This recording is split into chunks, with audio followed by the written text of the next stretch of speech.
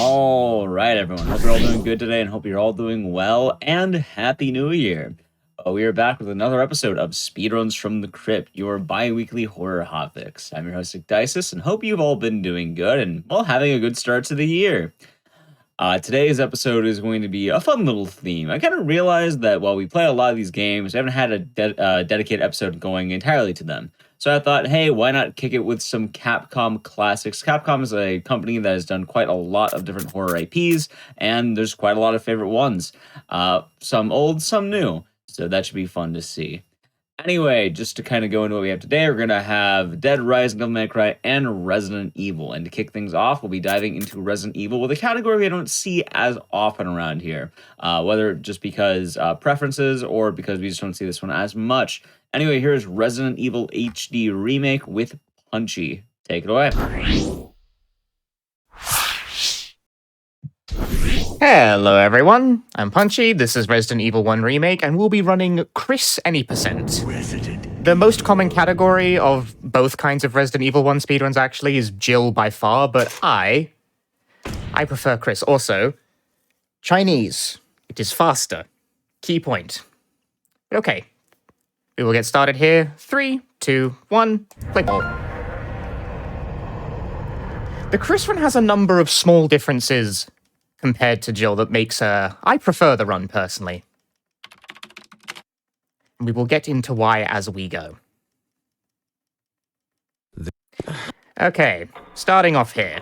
Point number 1. Chris runs faster than Jill. This makes a pretty non-trivial difference to the ease of dodging over the course of the game. Trigger the first zombie, leave the room. Head back to the entrance. Pick up Jill's gun. This is the only thing we will see of Jill for the entire run. Out of sight, out of mind, no Jill. Only Chris.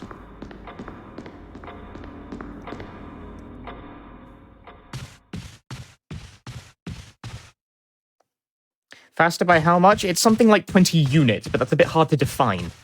Here is the resurgence, or first appearance rather, of a very important piece of tech in this run, stair skating. So as you go upstairs in this game, normally you get a slow walking upstairs animation. But if you repeatedly mash the run button, we have a sleeper here. He is sleepy. Okay, I've got by him. But if you mash run, you can ascend the stairs even faster than usual because you sort of like repeatedly come in and out of the running and stepping animation, so you just go whoop up and down stairs. Very fast. And there's a lot of stairs in this game, so it helps quite a bit. However, I have the run button cleverly bound to the right analog stick. So when I rotate the right analog stick, I do a little spin. It inputs the run button very, very rapidly. Like so. Thus allowing the fastest kind of stair skating. Very fun. Collecting the sword key here. Now, this guy is kind of random where his position is. That's good. Way enough space. You can get lucky or unlucky with the spacing. It's very common to take a hit coming out of that. Examine the book. Get my sword key.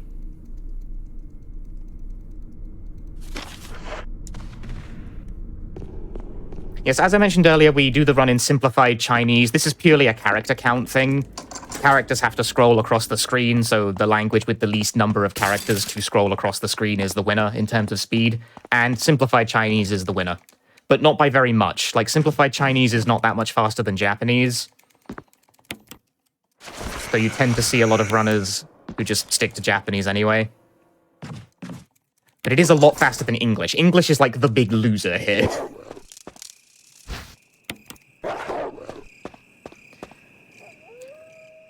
Oh yeah, Chris has to also collect the old keys in order to open certain doors. Jill can just simply use the lockpick. Chris is only very slightly like a minute or so slower than the Jill run overall.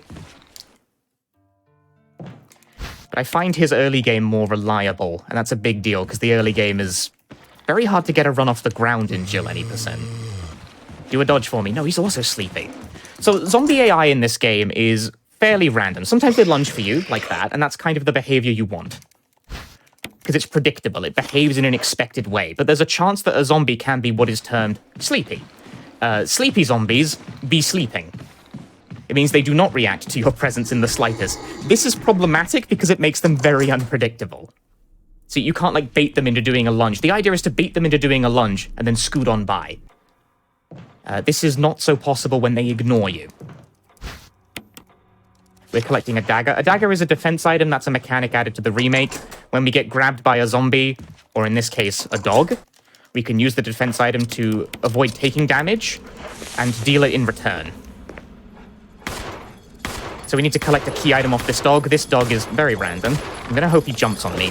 He did not. He is doing whatever this is. That's fine, actually. That's more than fine. It's actually pretty good. And I'm out. And we unequip the gun because it is faster to run with a knife in hand rather than a gun. Chris subscribing to the Counter-Strike school of thought. Unarmed is also fine. Unarmed and knife have the same run speed, but running with a gun is slower. This is also true of Jill.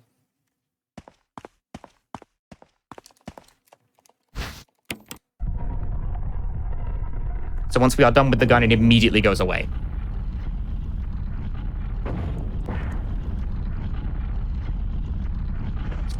I'm actually very chuffed I got a very good dogfight there. Like, I kind of glossed over that, but that is a massive reset point for the early game, and it can go very weird depending on how aggressive the runs feel like being. Oh yeah, also, I forgot to know, I'm using the door skip mod for this run. It is the most common way of running the game on PC at this point is to use a, officially approved mod by the speedrun community that just cuts the door loads out of the game, because in total, it adds nothing but genuinely like 20 minutes of waiting to the speedrun, and no one can be bothered. So almost everyone who runs on PC runs door skip these days. It's just simply more efficient. If you play on console, unfortunately, you don't have that option. But it's all tracked separately. Anyway, Richard needs serum. Let's go and get it. Oh, also, to describe the control scheme, there's like 1,000,001 things happening at once in this run, huh? I'm currently using both control schemes at once. For the modern HD remaster of this game, they added modern controls, where you simply point the stick in the direction to turn, like so you can do like, ooh, spin, like that. That wouldn't normally be possible with tank controls, but I'm also using tank controls at the same time. They're bound to the D-pad rather than the analog stick, because you cannot stair skate with modern controls, because there's no way to walk with modern controls. You can only run. Whereas stair skating is predicated on the idea of being able to come in and out of running. So, which is faster, modern controls or tank controls? The correct answer, both. I picked up another defense item there, the flash grenade. That is a defense item that instantly kills a zombie that's used on because it explodes. That will be used to kill the first boss. Why fight? When can instant kill? A way in which the Chris run differs from Jill is that Chris does not get access to the grenade launcher at all, which is a shame, because it's a very powerful weapon and Jill leverages it to get lots of quick kills on bosses. Chris has to use alternative means. But the grenade, as a defense item, is unique to Chris. So he has that going for him. Ooh, camera hard. Chris has to take a detour here into the itchy, tasty room. Bait this guy into it. Except, no, he's sleepy. Why are you all so sleepy today? I mean, like, it's 3 a.m. for me, so, like, I get it, but... Bruh, you're not helping. I've collected another old key. It will help us later.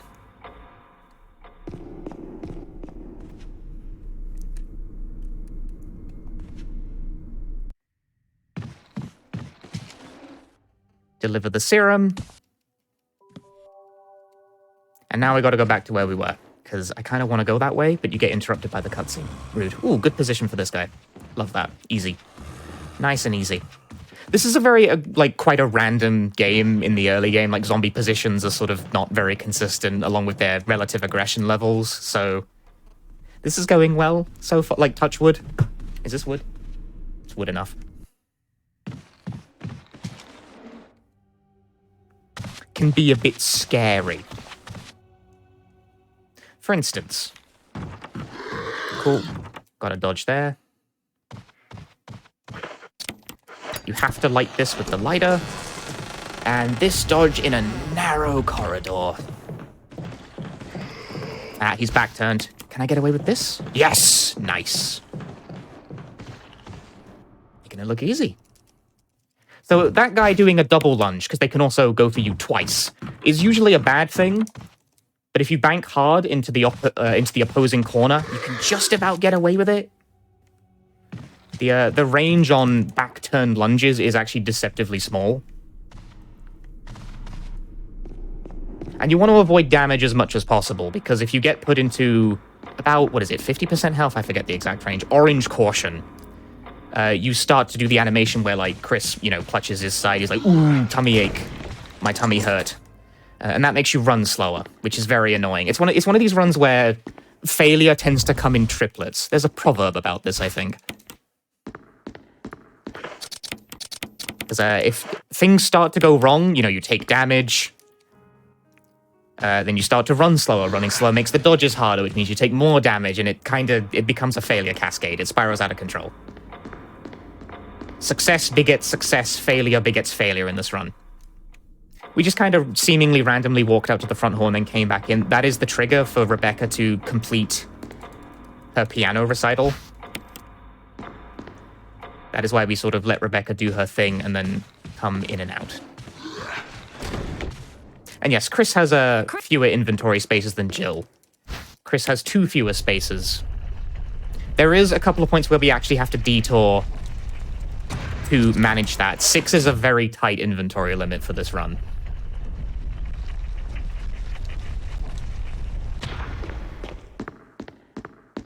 We exchange the emblem for the fake emblem. Always dodge this guy on the right side of the hallway. It doesn't look like it would matter, but it does. Don't do it on left side. It doesn't work consistently.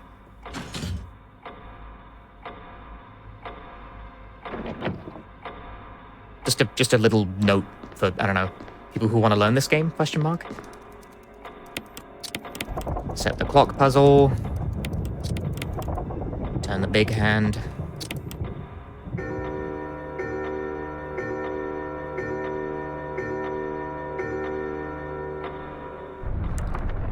That kind of puzzle where the characters have to scroll across the screen is one of the cases where simplified Chinese will start saving you time.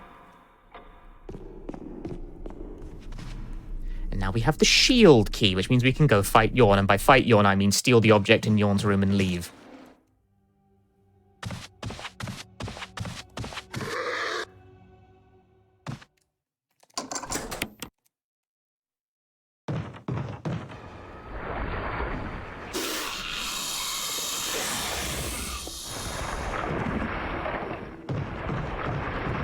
Collect item, try and squeeze past Yawn's head. Yep, nice.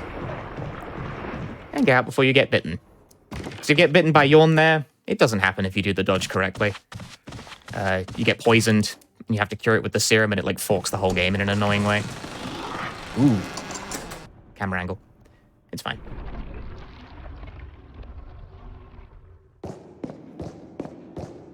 I have never once understood what this puzzle actually is.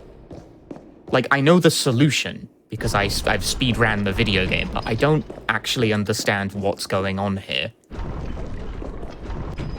I don't think I ever understood it even on my first playthrough. I just kind of pushed stuff until it worked. But right now we're collecting the 4 masks. The 4 masks will let us get an item that lets us get to the courtyard, and that is how you progress the game.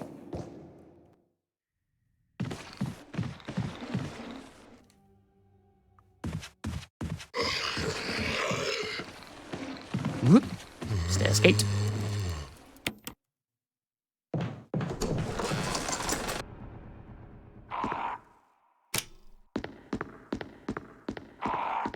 Solving the gallery puzzle. It's a little different in Remake compared to the original, where it's a color thing, rather than like an poke the buttons in the order of age.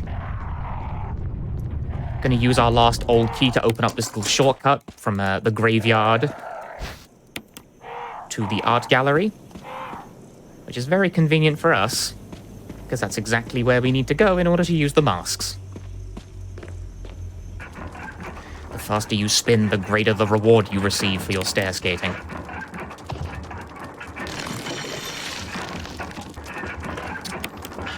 That's not the one.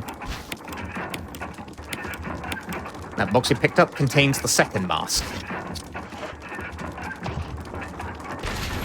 What controller am I using? I'm using a DualShock 4, nothing fancy. Just a PS4 controller. That's not the right position. It's picky about this one. There we go. Okay, so this will be the Elder Crimson boss fight. I need to equip my grenades. Our goal is to instant kill the Elder Crimson boss with a grenade. We're going to hope it grabs us, so then we could immediately counter with a grenade, and then get a distance away, and then shoot it so that it just dies. Because grenade explosion. But this is random. Yeah, he didn't go for it. Look at him go. He's having a great time. Come here. There we go. But not a lot to show. Okay, I got the grenade. Boom. That's an instant kill. Unequip the gun. And we move on.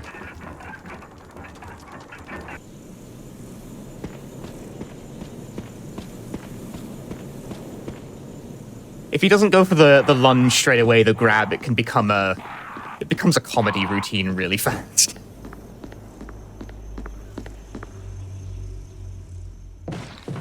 Oh, why you being sleepy is so distracting. See, that guy, when they're sleepy, you can't just push past them because they will grab you if you touch them. So not being able to bait them into a lunge is really annoying.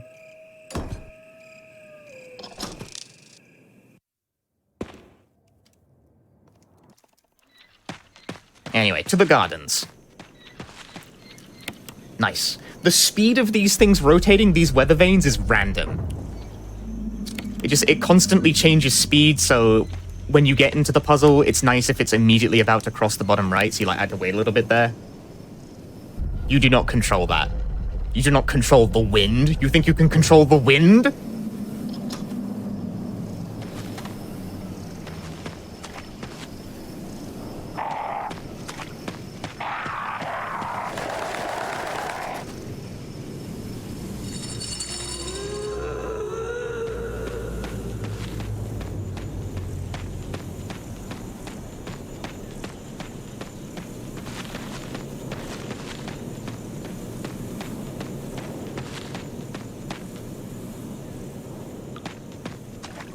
We enter the cabin.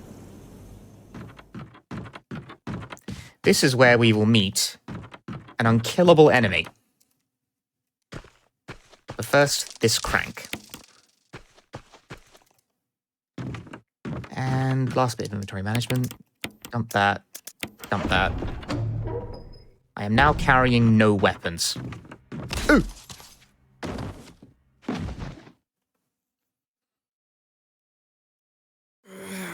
Chris awakens just sort of 2 feet to the right. He's fine. Don't worry about it. This is Lisa. She is unkillable, and her attacks are very, very strong. There is a trick to exiting this room without getting bopped. And it is walk politely, then run. Take about a step with walking, and then run. If you try to immediately run, she will clip you in the butt on the way out. And it will hurt. Her attacks do a lot of damage. And you do not want that.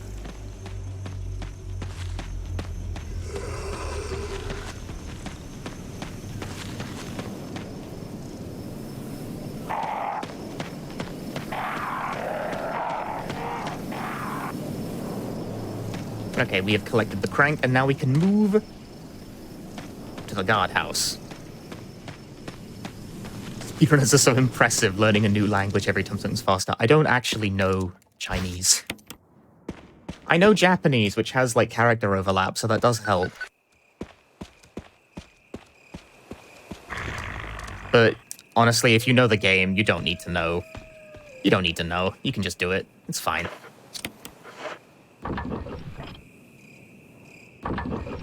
Ordinarily, I would have taken the spare first aid spray in the little room that I just came out of before I go ahead and use it to recover whatever health I lost in the first part of the game, but I haven't actually been hit yet, so I don't need to.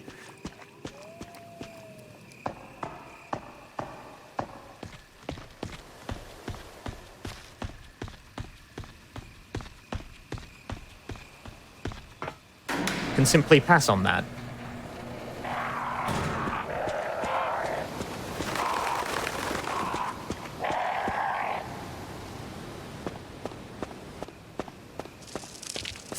Snakes will fall down here. If you keep running, there is no problem.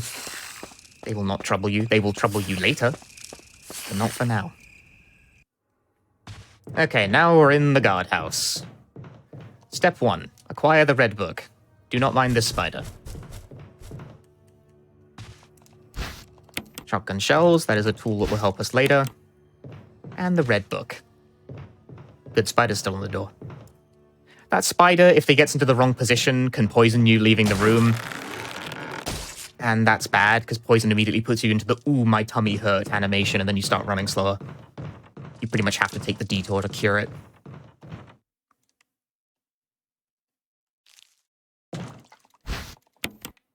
Come in here, check out a cool bathroom.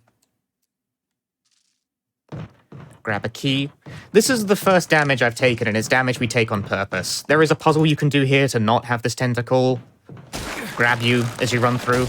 You can push a crate, but it is slower to push the crate than it is to just take the hit and run on by. So we don't. That's none of my business.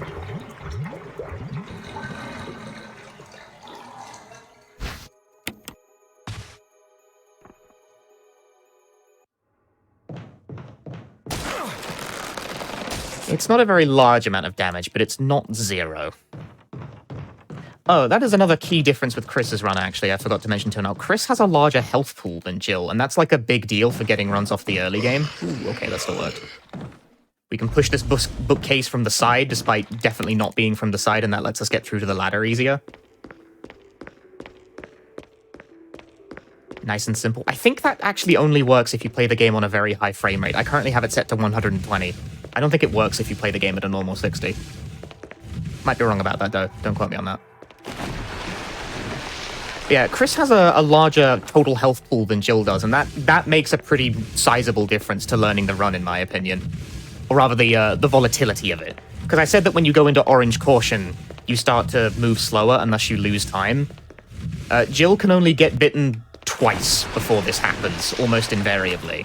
And that makes the early game really challenging to get off the ground because it's not a trivial amount of time lost. Like, if you go into Caution and you don't have a heal prepared on the spot, you're probably about to bleed minutes as you try and move to the next healing item. It's bad. You reset a lot trying to get, like, a clean run out of the very start of the game. As Jill, Chris, you have slightly more leeway to make mistakes. He's a tad less punishing in the early game. Not so much in the middle and the late. But if you want to pick a category where you do not need to reset the first 5 minutes, like 50 times before you get a run going, then Chris is the man to choose. Anyway, welcome to sharks. That shark's gonna bite me on my bum. Ow. Sometimes you can not get bitten there if you're lucky, but I'd say like 8 times out of 10, you get your bum bit there.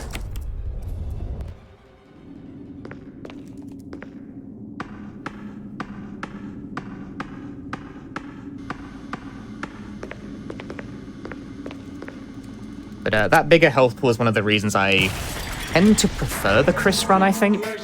I flip-flop on this all the time. Just because it's a little nicer to not have to reset the early game constantly. That dogfight as well at the very start of the game is slightly more reliable with Chris as well, because Chris actually fires the handgun faster, which makes it slightly easier. Anyway, what number is it? 3. Reaching 30% of pressure. The correct choice in this valve puzzle is random. If you're really gamer, you can YOLO it. A marathon setting like this is not the environment to YOLO for 2 seconds.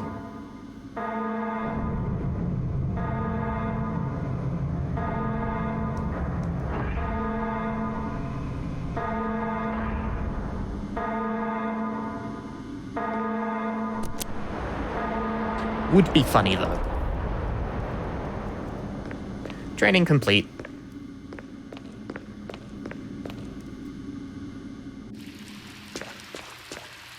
And now the weapon that shall be our friend for the rest of the game. Chris's firepower options are relatively limited compared to Jill. But he does get the assault shotgun.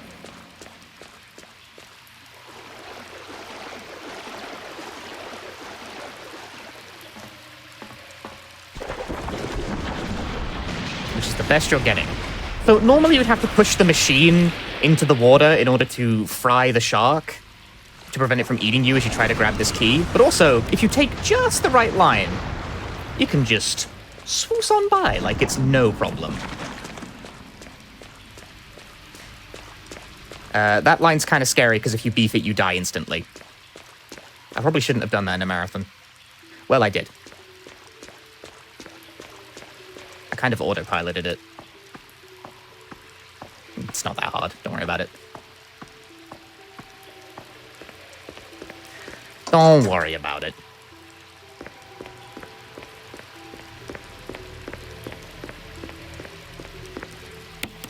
Okay, coming back up here, this guy, what's your problem? Ooh. Free boss. Love that for me. If that guy is sleepy or does a double lunge, there's kind of nothing you really can do about it. You either have to take the hit or use a defense item and just live with your choices.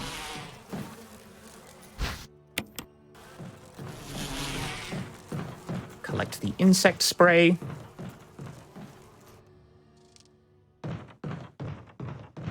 Which leads to one of my favorite quirks of this run, I always point it out. We use the insect spray to clear away the bees. The speed at which the bees die is random. Die faster, bees. That was middling bees. This does not satisfy me. I don't know why I'm doing this voice. But yeah, sometimes they all just like drop off at once. Why are the bees random? Who knows? But it's like that. Equip the shotgun. Yeah, those bees were very slow.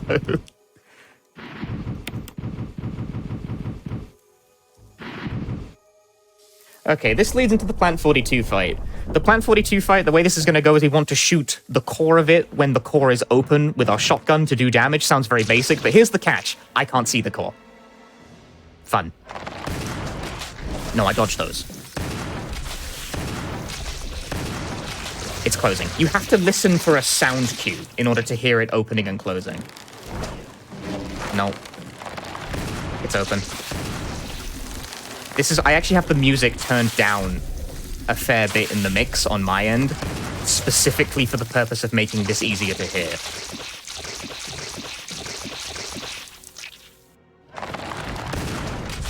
Nope.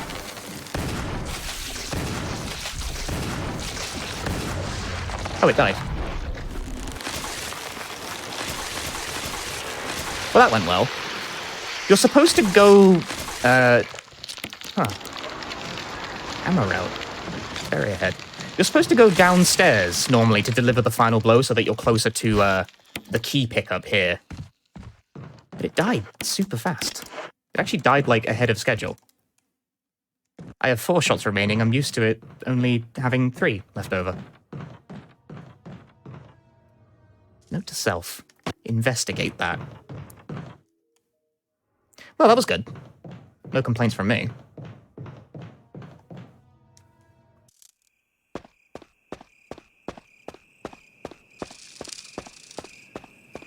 And now the trek back.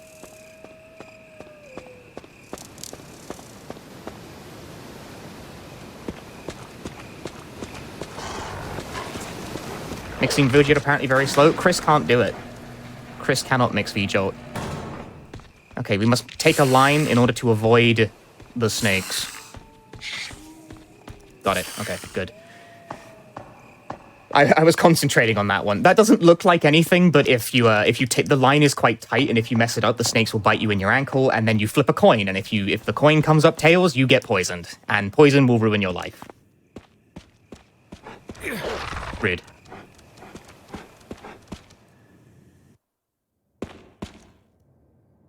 But the line was clean.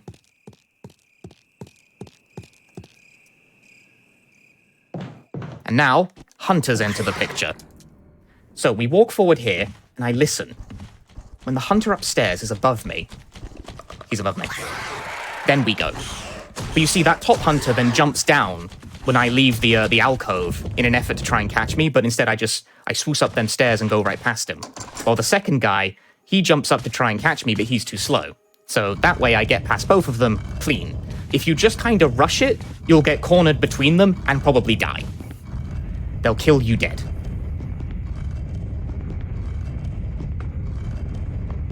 So you gotta listen for sound there. You gotta hear the hunter for it to be directly above you. A good pair of cans helps with that.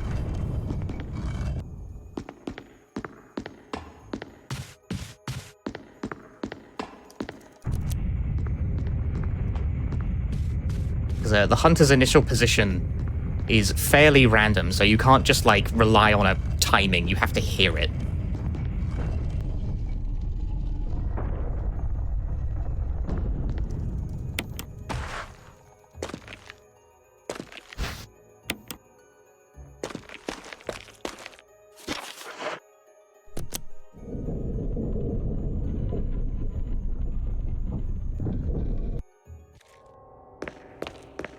To the basement. Spiders here are very intimidating, but they're actually pretty chill. This guy on the other hand is very unchill. Good dodge. Love that for me. Restore power to the basement. Where is this guy? He's having fun. Okay. Whee! Okay.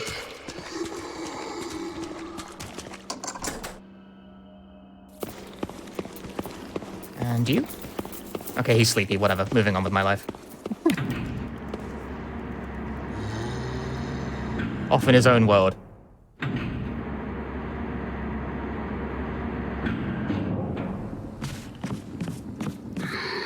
Stick to the right side there, and that zombie will whiff on the turnaround. Collect additional ammunition. Collect the battery. We need the battery to get into the true underground part, and now we enter Murder Hallway Part 2. Is that have space? No. That's fine. I have defense items. It's very hard to misgauge the space available to you there. This guy is like... Fine, I have 2. You know what? I have room for... I have spares. Okay, it's fine. That was a bit close. You can't use a defense item if you get grabbed in the back, so that was a tad scary. I'd rather not take that damage. Thank you very much.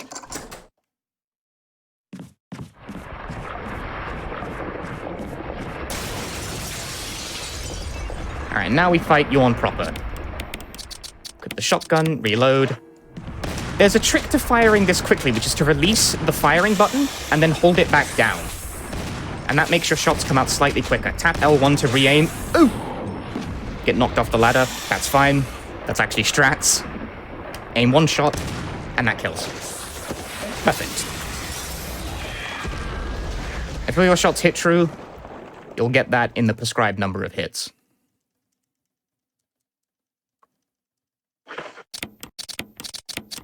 Reload the gun to clear the inventory space.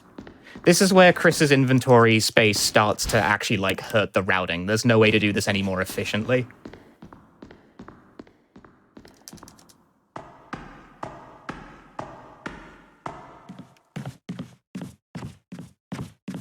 We are currently rocking no spare inventory space. So if you're hurting coming into this, like you have bad health, you're kind of owned. You can't really pick up any, backup health because this game doesn't let you use green herbs off the floor like Code Veronica does.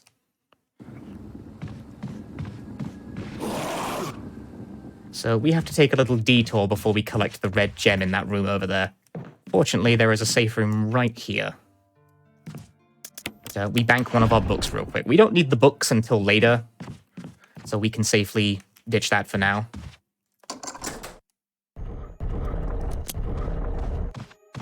This is a puzzle where the eagle statue up there can't be looking at you, otherwise it locks the item you're trying to collect, so you make it look one way, misdirect it, then you grab the gem, and crack on.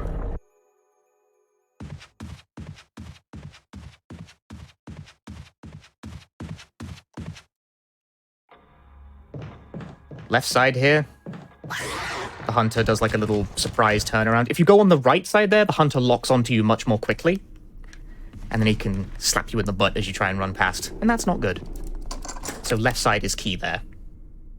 We cleared up an inventory space there by opening that door with the key. Because you get the, you've used all the doors that this key can open. Would you like to get rid of it? Prompt. And we immediately fill that space with the box. The gem box. How is Chris doing that Gumby slide up the stairs? I'll re-explain it. That is stair skating. When you repeatedly mash run when going up and down stairs, you go much faster. But I have my run button bound to the right analog stick, so when I repeatedly circle the analog stick, it inputs run very, very quickly. So he goes whoop, whoop, up and down stairs. It's a key piece of movement tech. Both Chris and Jill can do it. Left side wall again.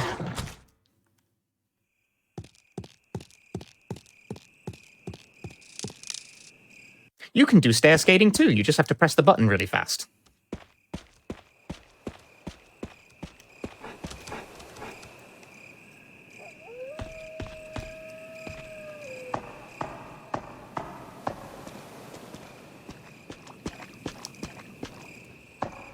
Once more undo the snake dodge.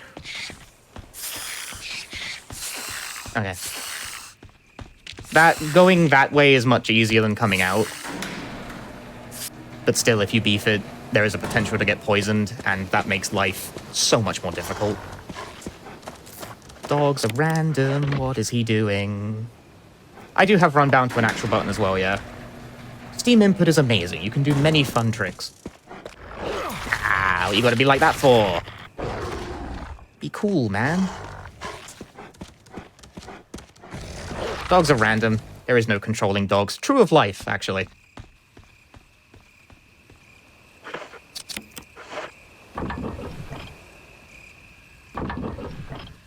We fill the water pool back up. And that grants us access to the underground passage, which we just enabled an alternate route to get back down to the courtyard using the battery. That was the whole point of that exercise.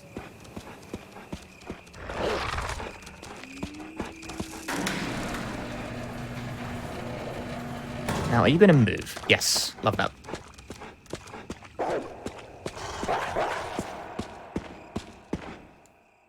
Very nice of that dog. To get out of the way. Sometimes they can just kind of stand there, and you end up in this awkward standoff. It's like the speedrunning version of when you're trying to cross the street and someone's going like the opposite direction to you, so you keep walking into each other.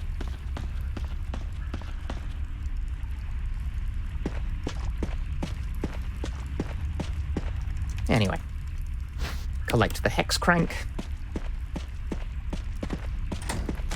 Hello, goodbye.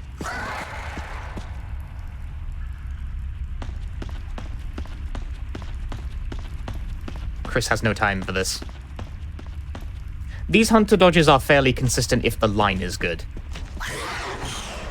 Like, that jump looks very scary. It's fine, though. Handle it cool and calmly, and you'll be okay. Okay, and this is where we do the worst puzzle. I hate this. Fill the space with the emblem fragments. We do this to free up a space at this juncture, as we turn 2 items into 1. But this puzzle is incredibly picky. Good enough.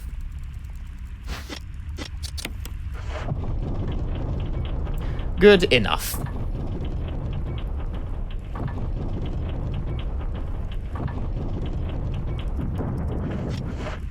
Right, I am in yellow caution. So I'm gonna grab that green herb real quick. We take the flamethrower. Chris gets the flamethrower. Now, if this were Resident Evil 5, I would punch this boulder, but as this is Resident Evil 1, getting hit by the boulder kills you. You die. So, evade. So, what this boss does, Black Tiger, determines how I play this. Okay, he's cooking poison spray. So what I'm going to do is I'm going to burn 3 off, evade, continue burning, and that gets me through the room without taking any hits at least, or having a chance to be poisoned by the acid spray, which is good, but it does mean Black Tiger is still alive. And that can be a problem on the way back.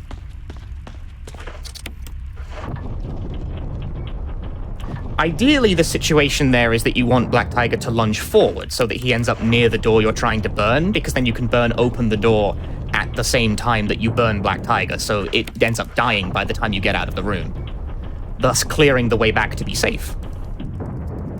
But you don't always get that luck. It's not a given.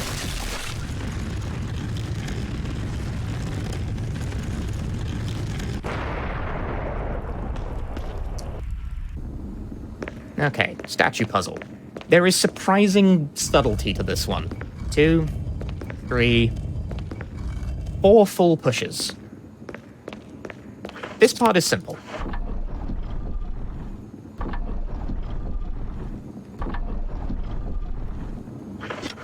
But now, 1 push, 2 and a bit. 2 and a bit pushes is the key there. The reason for this is that this central rotating disc here rotates stuff that passes over it. 1 full push and then release. Chris spun. Pushed it too far. If you get the exact spacing right, Chris won't spin when you do that, so you save a little bit of time. The exact spacing is challenging, though. 2 and a bit for the lineup. I'm probably going to spin again. No, not quite. I got away without 2 spins, at least.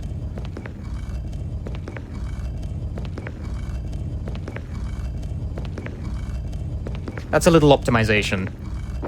Getting the exact, like, 1 and a bit statue pushes so that Chris doesn't spin.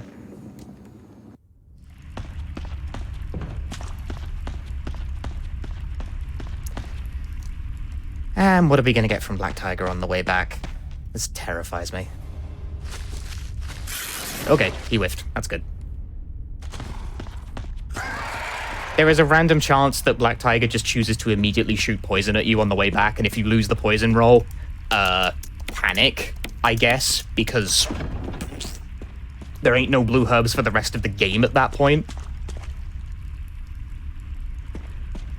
So I have lost plenty of runs to just randomly getting poisoned on the way back when Black Tiger isn't dead, and makes you very miffed. Because there ain't squat you can do about it. 4, 2, 3, 1.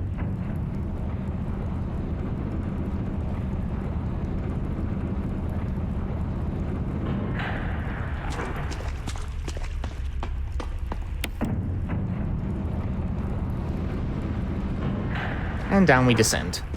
So in these caverns, Lisa Trevor will spawn at whatever camera angle you choose to go through first. So this first way, I'm going to choose to be risky and just take the corner. I'm fairly consistent with that, so I'm confident with it.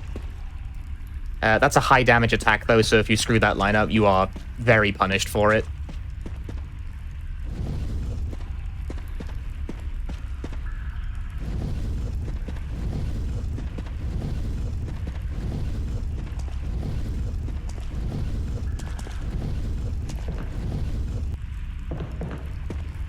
Oh, other minor subtlety that really doesn't matter for the run, but is fun and I like noting it. Chris pushes boxes and statues slightly further than Jill does when he does the pushing. So if you're doing like the count method, like I do for the statue push puzzle, where you count the number of steps, you have to count them differently between the two. Their animations are not the same. So I spawn Lisa Trevor over here this time, so that she spawns down there, so that this passageway is free, because I don't like the dodge so much on the way back.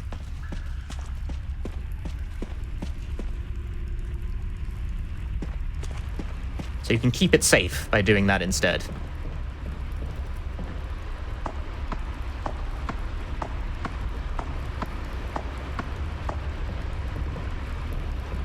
That's a personal preference, and it is ever so slightly slower, but it's significantly less risky.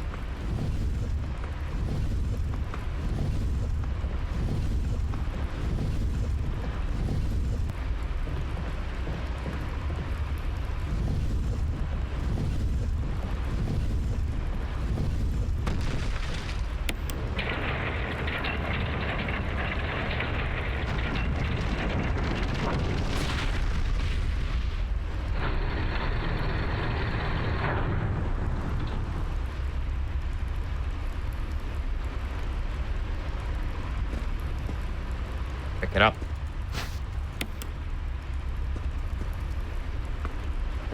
We need the broken flamethrower to get out of the underground caverns now that we're down here.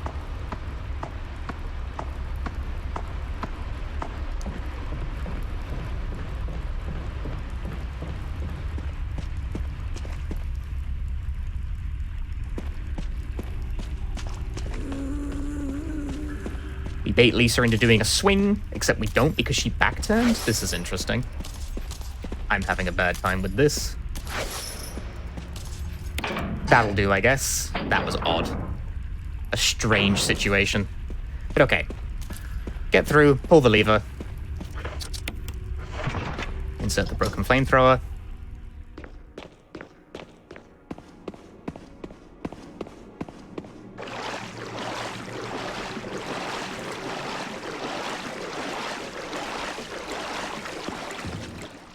Let me grab another box. That is one of the 2 last pieces we need to get out of the mansion proper and head to the true end game.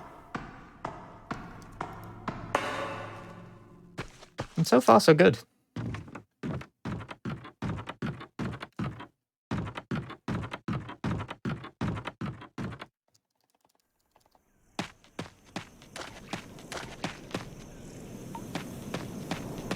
But risky parts await me.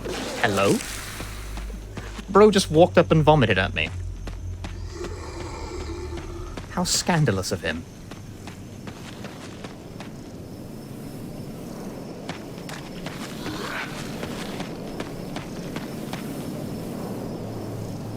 Yeah, we've come out back through the muddy path. These areas loop in on each other. We need the 2 metal objects in order to escape the mansion proper. We used one to get to the garden, and now we reclaim it. We're going to free up a space by using the emblem key to get in this door. Cutscene plays where Rebecca calls for help. We're pointedly ignoring it. This is any %. Sorry, Rebecca. Rebecca doesn't get to survive this run. This is any %.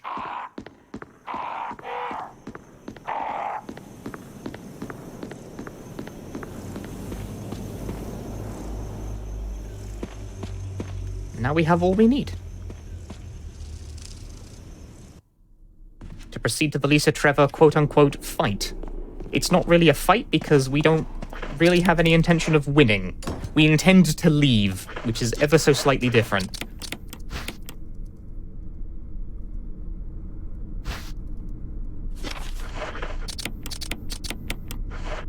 Combine these.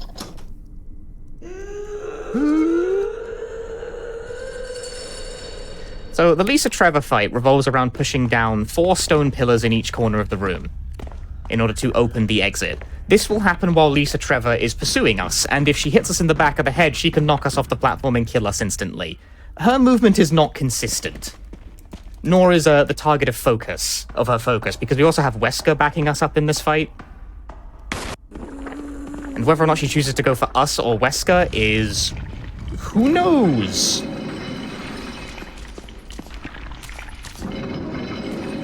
I don't like what you are doing right now. So, like, this is not the ideal situation. Could you, that'll do. Did you distract her? Yes! She's going for Wesker! She's going for Wesker! I took some time loss there to wait. She was blocking the really unfortunate position. I just kind of... waiting was the safe move there.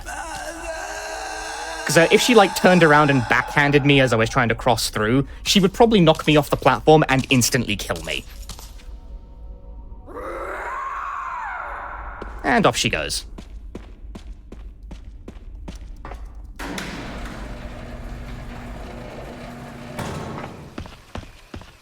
And this game is of the death kicks you instantly to title with no recourse kind of game. There's no continue function, so death would be bad. Not the kind of thing you would like to have happen in a live setting like this, you know?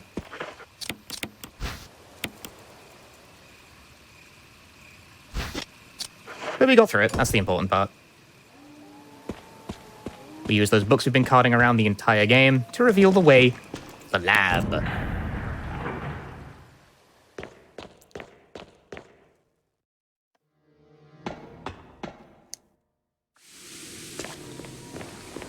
Where's this first guy gonna be? In the way is the answer to that question. So we're going to clear a path for ourselves to use for later. This guy has to go. He is gone. I have dealt with it. I have solved my problem. Now we're going to open the upstairs room using computer with this annoying alphabetical keyboard.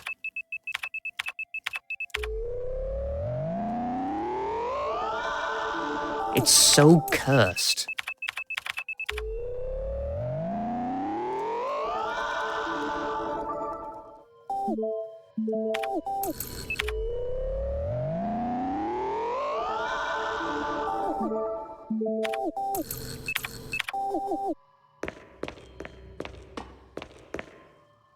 Okay.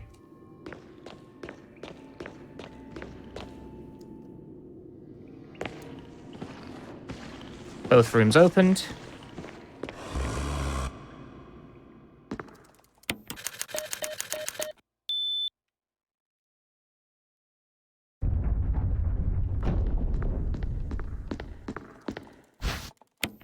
Collect more shotgun rounds. We will need a few of these to defeat the final boss and also clear out some more enemies.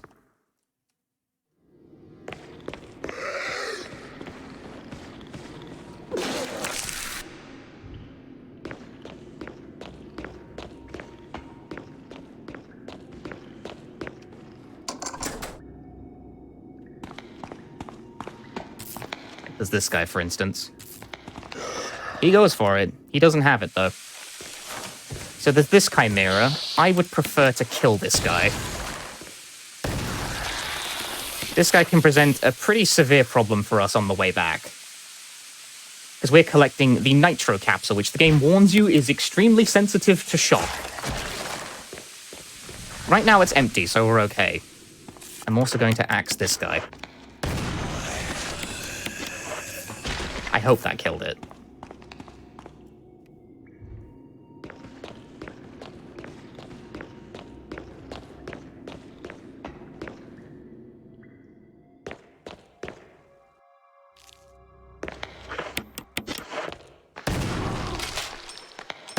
Bruh. What a powerful guy. Okay, so now the nitro capsule is armed. And what that means is that I can't run too many steps in a row or I will explode and instantly die. But it also means I cannot take damage or be grabbed. So, walk a few steps, run a few steps. Walk a few steps, run a few steps. This is why we had to clear the way.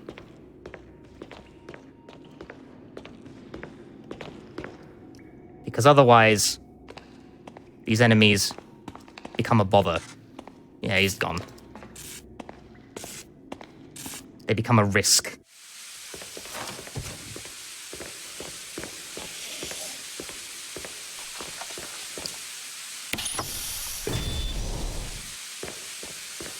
Getting hit by an enemy doesn't necessarily instantly kill you while you have the nitro equipped, but it's very dangerous. It coin flips, and it depends on the attack too.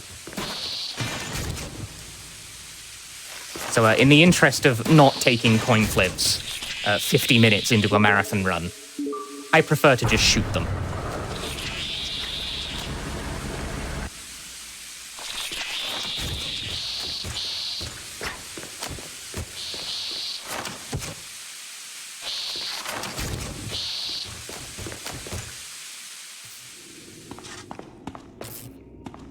But nitro thus delivered. Is there a specific amount of steps to take before running in to avoid the capsule from exploding? I do, run 3, walk 3. Think of it like an anger gauge. The more you run, the more the anger gauge increases, and when it tops out, you die. So you can push it to its limit if you're very aggressive with how you run, but you can't see the gauge, so you have to sort of feel it out. Anyway, Tyrant Boss. 2 shots, using the quick firing technique earlier. Dodge 1. Head all the way here. And then using that quick firing technique, release, repress, release, repress. He dies in 7 shots. And we can unlock the way out.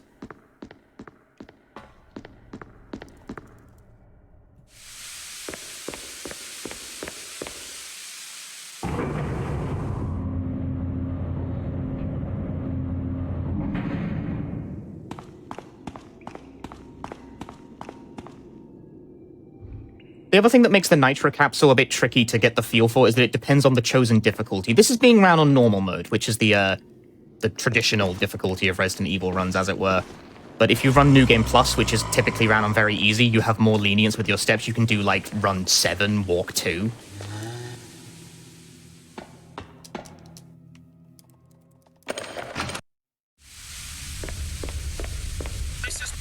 And those 2 final zombies were in a fine place for me to just run by without any issues. That's pretty much run like GG. Nope. Not if you do bad menu. That went, honestly, considering how volatile this run can be, that went very well. I'm quite pleased with that. I hope you guys enjoyed this little look at the Chris run. We will get the final time here in a moment, because all I have to do is signal the rescue helicopter, and that is GG. GG! Chris gameplay! That went very well. That was only 24 seconds behind my PB. That was a very good run. My face when Chris.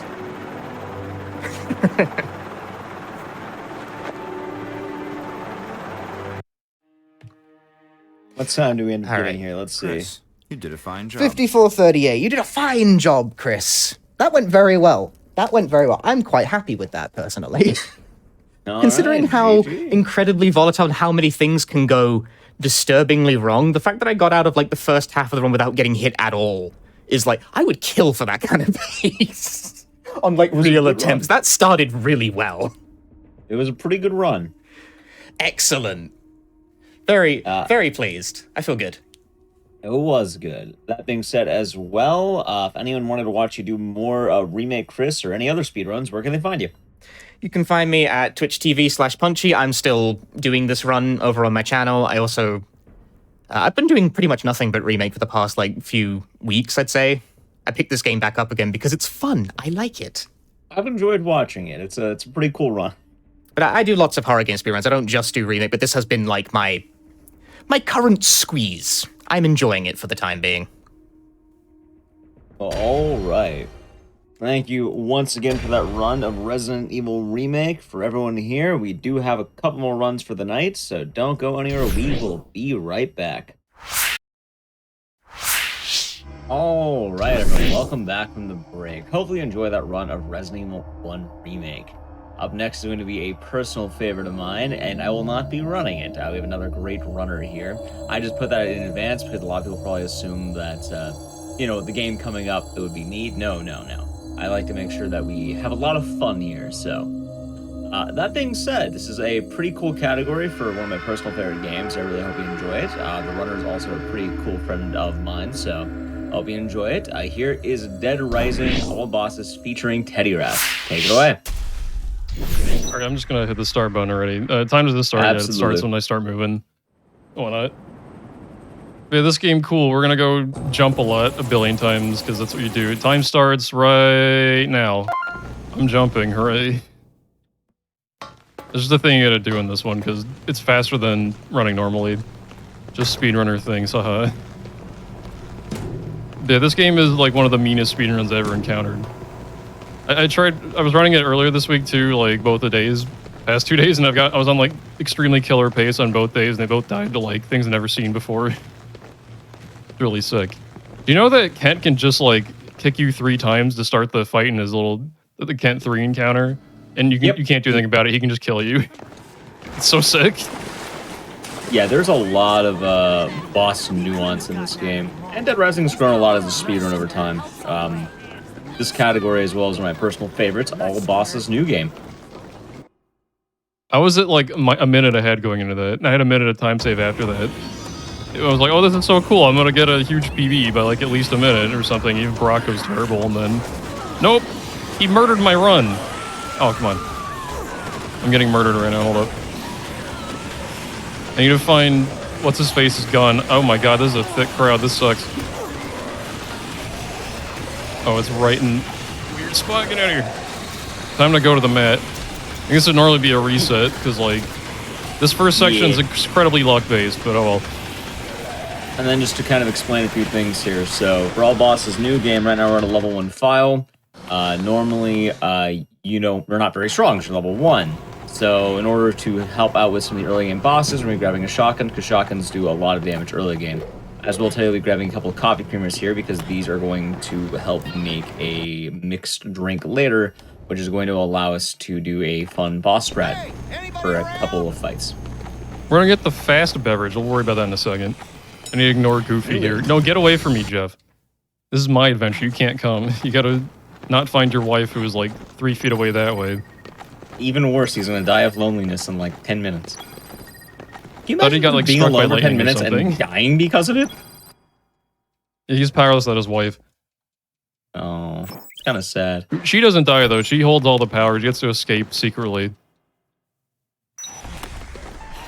Anyway, we have the first of our psychopaths here. This one's not really a boss yet, but it will be later. As a community, we end up actually having some votes on this, because you can kill this boss early, technically. However, it's funny because the line of dialogue he says is he's a pacifist. So if you kill him now, he's not a psychopath, he's a pacifist. So you have to actually do all of his requirements. Which is 3 That's why I picture shot him with missions. that gun right now. He's a pacifist, that's why you have to do it. We don't need to drink this. I'm low on health. Absolutely. But right now you see Teddy mix some drinks. That's going to make Quick Step. This is going to be the fast juice. He's going to make 2 of these. He'll make the second one after the load, because otherwise he'll disappear. And as well, he's going to take some pictures. Let's see how this goes. Yeah, if I don't pick that up off the ground, it's just gone. Oh, nice.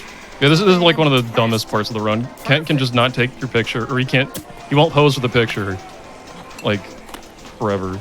I was just like talking yesterday about this. Like, what if someone did like this as a prank? They're just like, hey, take my picture, take my phone real quick, and give me a picture, and they just ran around and did nothing for like, I don't know, like 2 minutes. What would happen? Oh, he did the pose right? We're getting a fast Kent. What do you know? You know, I'm gonna go to GDQ. I want to see some of the sites. I'm gonna go to like I don't know what's touristy in Pittsburgh. I want to ask like someone, hey, can you take a picture of me in front of this thing? And I'm just gonna run around the whole time. Yeah, just run around and jump and do jump kicks and whatnot. I'm gonna have them make me take a picture until I do a single fist pump. If they don't give me the exact moment, I'm going to like run around for 10 more minutes. That's Kent's cool guy pose, by the way. It's just a normal fist pump, and he's like, check out my cool sick pose. I'm just like, this is just like the most average pose you can do. But whatever. Also, while we're going to the boss, if you're wondering why we're complaining, that's RNG. Kent doesn't always decide to do the picture. First picture is 500 points. You just get a picture of him. Second picture has to be 700, and he has to land his pose, which is the fist pump. You'll just not do it sometimes. Only lost like 2 seconds there with BB. BB had like, I think a gold split count or something, which is pretty nuts. But he has to do it like right away, and he also can't. In case anyone's wondering, it's about 40 seconds time loss if he decides not to do it. You can like just run away and heck your run. Alright, time for the first actual fight. This fight is a classic fight. It's probably one of the most fun fights Dead Rising to start off. We're going to grab the shotgun, we're going to aim right about here, and we're just going to start pumping probably for lead.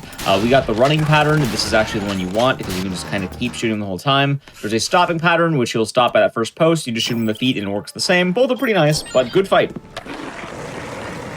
I gotta talk about the skateboard real quick. This thing is fragile. This is like the cheapest skateboard you could ever imagine. Oh my god, get in my way. Well, that's 1 hit. It has 3 hits. It will explode at hit number 3, so that's unfortunate. I didn't see that guy there. Can you imagine usually not in the way, but it just exploded underneath you? Yeah, it'd be so sick. Just like a little explosion like JPEG. Oh my god. So all bosses make skateboarding much more difficult, because normally if you do any % time skip, the kind of regular game category, you would get a skateboard magazine, which makes your skateboard have 3 times health. Instead of having 3 health, it would have 9 health. Unfortunately, we don't have the inventory because we need our fast juice. So we're going to have a 3 health, but now 2 health skateboard. Teddy has to make sure he boards all the way until, oh god, it's going to be like a good 15 minutes of safe boarding. It's a lot. Yeah, no, I'm not doing that. I'm going to grab the safety board. I mean, even still, it's like good. I'm just going to grab this one. You have to keep the safety board alive, too. No, it's not this one. It's this one. There we go. Yeah. Sure, this one is. This wastes time, but I'm like, you know what? Yeah, I'm Better just safe than sorry. It's not going to kill my run, but if I have to like run around everywhere until I get to Adam the Clown, it's going to be a pain. Also, right now is probably one of the most impressive tricks in Dead Rising. We're going to do something called Bike Zip. So this was found in conjunction with a couple of runners. Focusall did a lot of routing for this. As long as Sens also did some work on this as well. but the idea is if you have 2 controller inputs around the PC port, we're going to be using controller, and we're also going to be using keyboard here. You can, I'm not sure why it works, but you can just channel energy, and by doing this, you're going to be able to make Frank launch like 100 feet in the air, and he's going to go beyond this wall. Normally, you'd have to make your way all the way back to Paradise Plaza, because there's a gate here, which is just the way we came, which is a lot of boarding, especially with risky boarding. Teddy's lining up position here, getting nice and, you know, nice and safe. He's cranking up his FPS very high. And then, nice launch. All right, was it? What? My bike? Get off the bike. You know, I'm going to take the bike, whatever. That was a nice one. Nice and easy. I'm not supposed to have the bike right now. That was weird. Anyway. Depending on how much you hold it and how much you, how high your FPS is, you can just launch Frank. You can go really far. But honestly, I'm not even sure. Right? It seems random.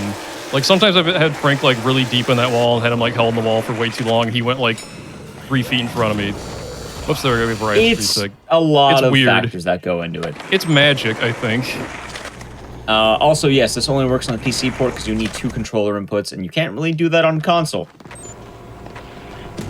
Also, we should really mention this. With Dead Rising Time Skip, this is a mod. We're using a modded file. But this does is it removes all the waiting time. Now, if you're wondering, is that cheating? No. And you know what it does? It prevents you waiting for 6 hours. If you don't want to use the mod to speedrun, what you'll do instead is you can watch paint dry for 6 hours. I've done it before. You literally just stare at Frank's watch for 6 hours while minorly playing the game. This is a lot more fun.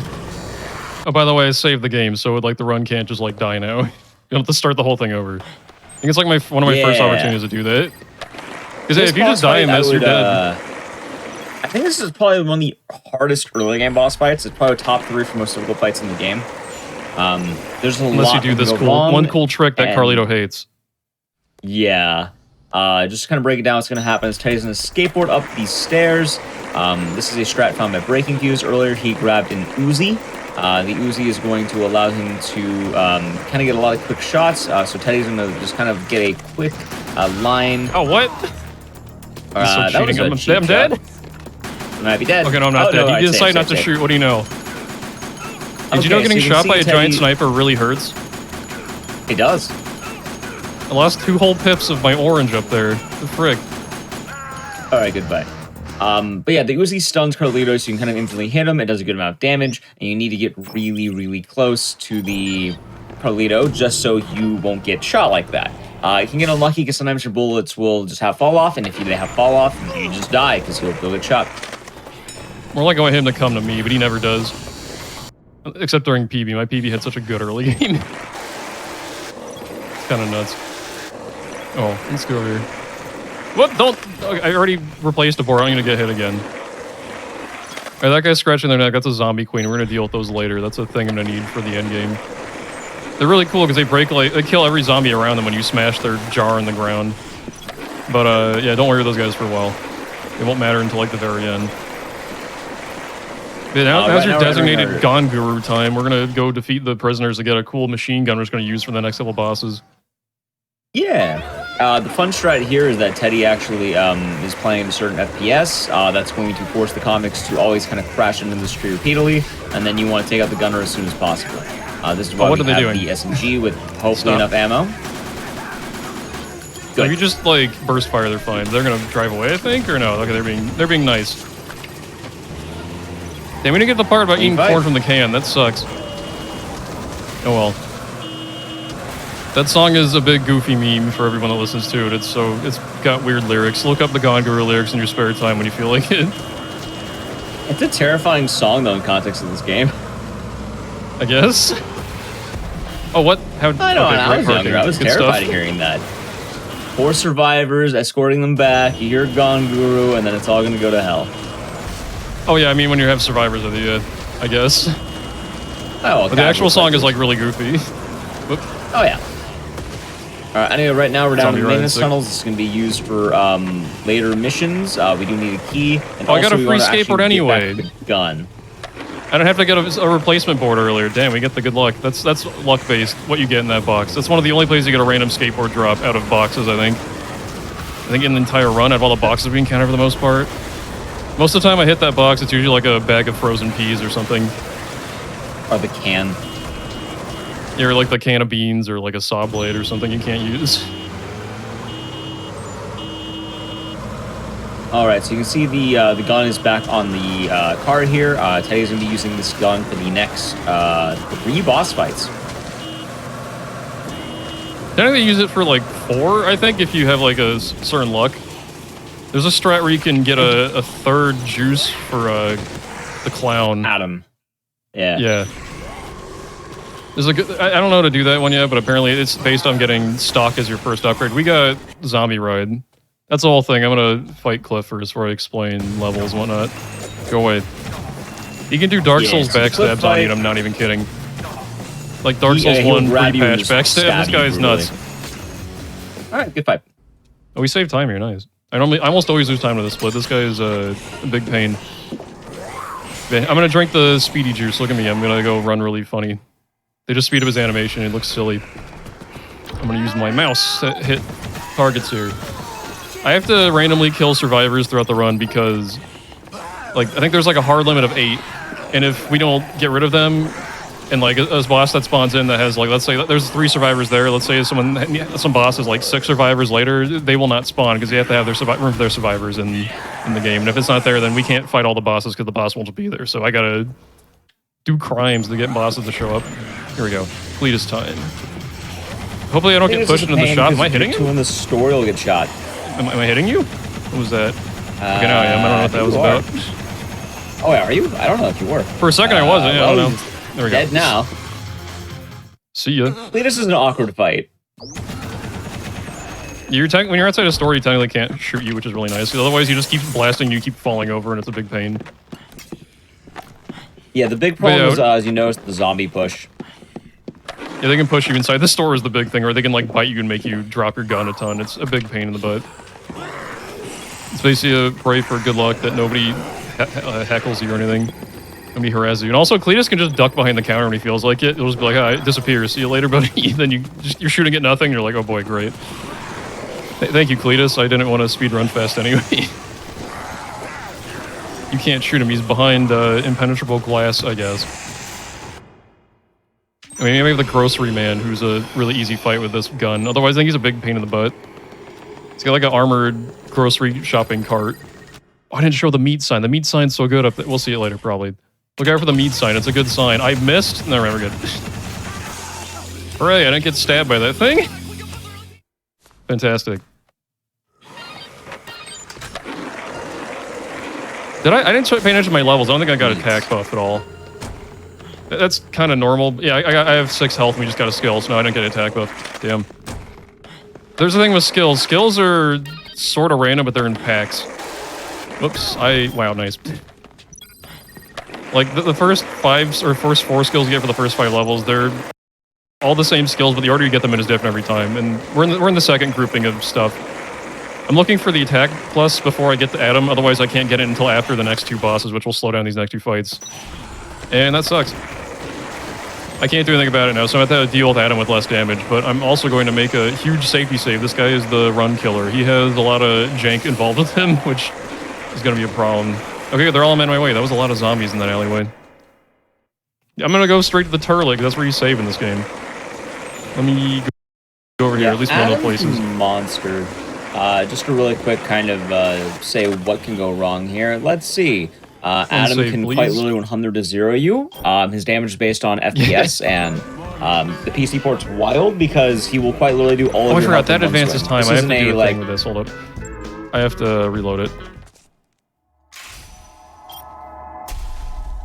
One, reloading that save, please. That does a weird thing, I think. Yeah, there we go. That fixed it. It does. Yeah, this happened last time I did this, and I was like, oh yeah, that breaks it. Hang on. I've done this before. I think I had this on another hotfix a couple months ago, and I was like, oh yeah, that's what happened. The thing, I was like, oh, let's not freak out. One of the weird parts about this fight as well is not only does the damage apply to you, it also applies to your weapon. You can block all 100 hits of your weapon. Weapons normally have like a charge. The machete has like something like 100 hits. You can hit Adam once, it can break. Yeah, it's so garbage. He can literally just. Oh my god, what was he doing? Hello? Whoa, he is rolled in a weird way. Get back here, please. I can make this work. That works. Oops, nice. That was lucky. You got the kill swing. Yeah, the backhand swing is what I'm expecting. I'm trying to do a 4-hit combo, but sometimes Frank will stop on the second hit, and that makes me stop in a really bad spot. There we go, because I'm trying to dodge it or like minimize the hit from that. There we go, cool, sick. Adam's dead. All right, cool. We don't get our run instantly reset by this guy. Nice.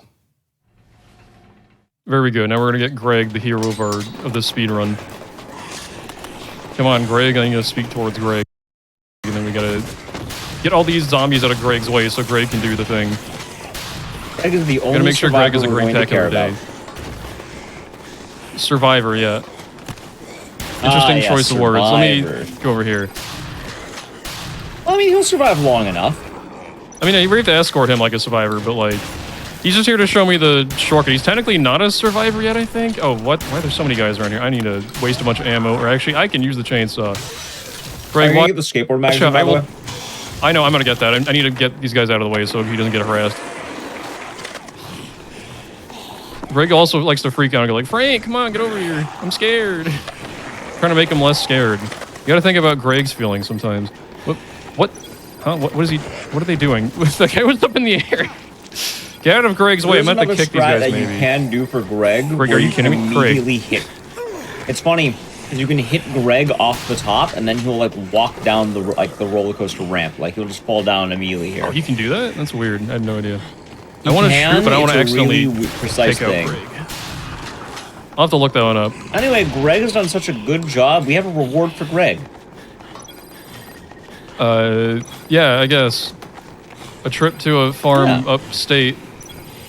Thank you, Greg. I'm out of here. He unlocks the shortcut, which we gotta use for a ton of stuff throughout the run. It seems like it wouldn't be shorter. I'm gonna get off the board. I love Zombie Ride. It's the best skill. Yeah, like, it seems like it wouldn't be shorter than going through the...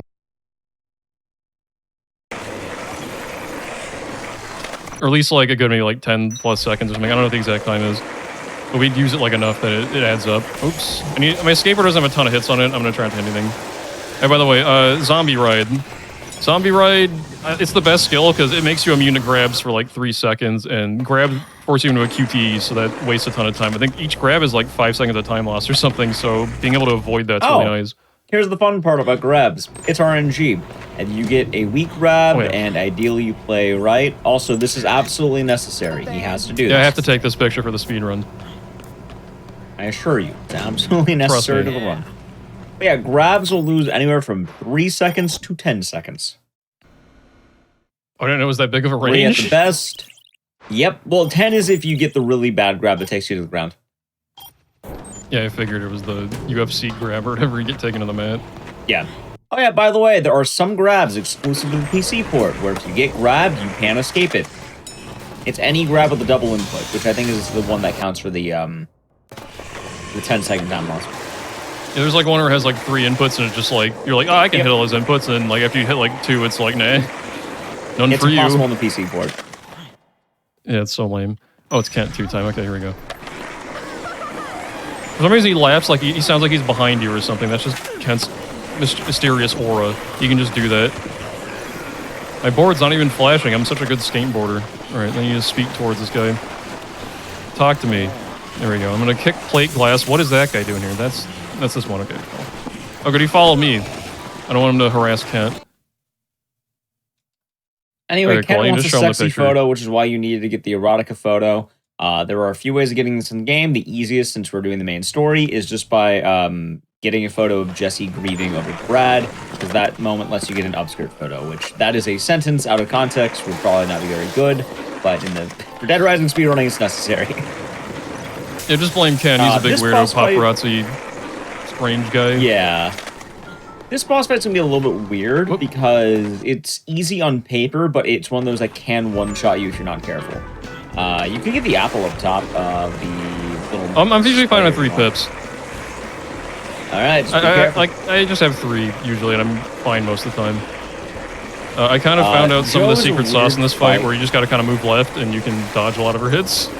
But also, if she like hangs back in like the little alleyway, it's kind of a problem sometimes. I don't know, it really depends. I'm just Yeah. gonna swing. I can also play careful baby mode, we'll find out. Oh, sorry, Kay. Oh, sorry, Kay. I'm gonna try to get rid of Kate. Oh my god, that got me. Whatever, it's fine. I'm trying to get rid of Kate at the same time. It'll save me some time. Attacks. Yeah, that attack sucks. I want to be on her left, not this. Oh, wait, I don't have the attack buff. I should probably play safer. Hang on, let me go. 2, and then, oh, my butt. No, there we go. Oh, good fight. Barely fucking lived. No, I had confidence the whole time. It's no big deal. Anyway. Ah, yes. I need level 9. Oh, there's my attack buff. I need level 9. There it is. Oops. Hey, Kate lived?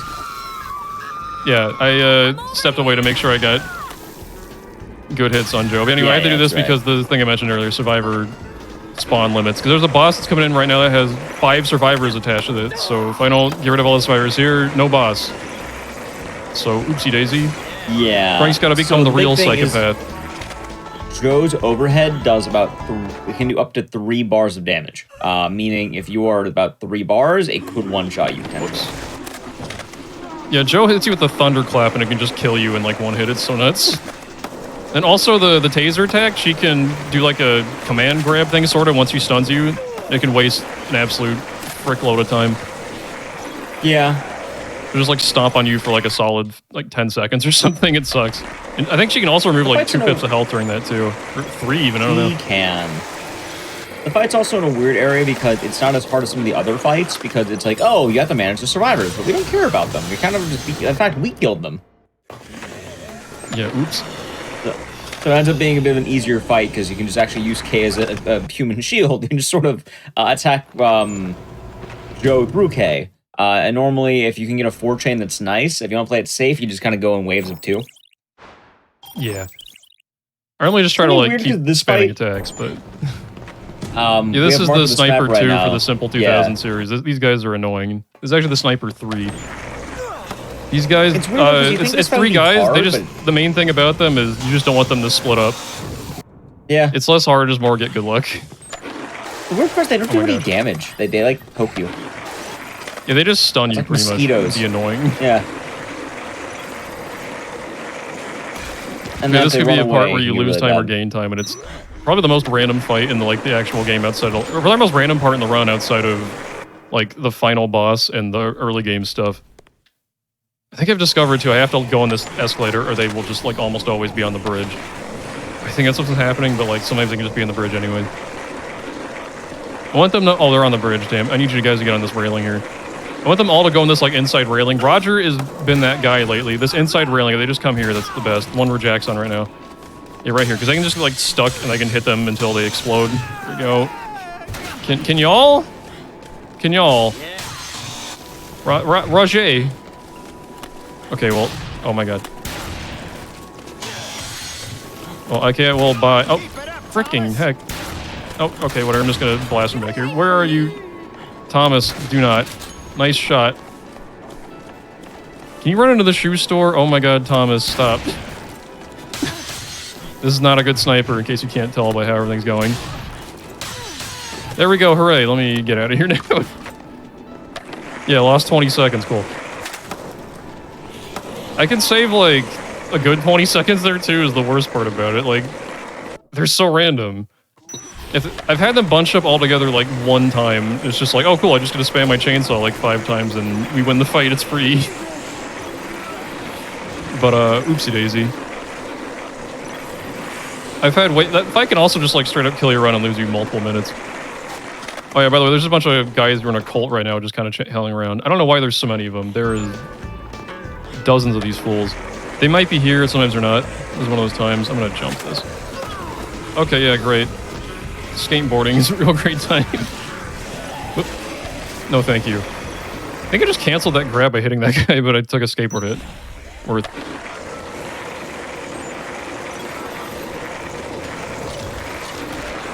I don't think we've seen Isabelle yet. Yeah.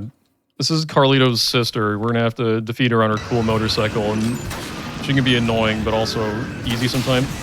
What? Why did you just snipe that guy?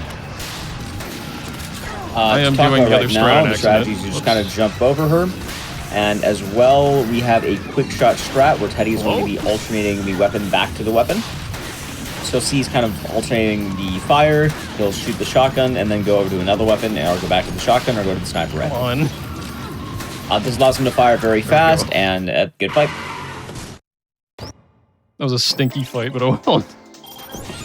Nothing I can do about it. Sometimes the auto aim will just aim at zombies before her, so sometimes it'll just be like, hey, there's a zombie 90 degrees to your right. You want to shoot that? And it's like, too bad. I'm not waiting for an answer and just blast that thing and you miss Isabella completely. The other thing, too, is your auto aim, which is the easiest and fastest way to shoot her, will sometimes just miss completely or do very little damage, and there's not a ton you can do about it.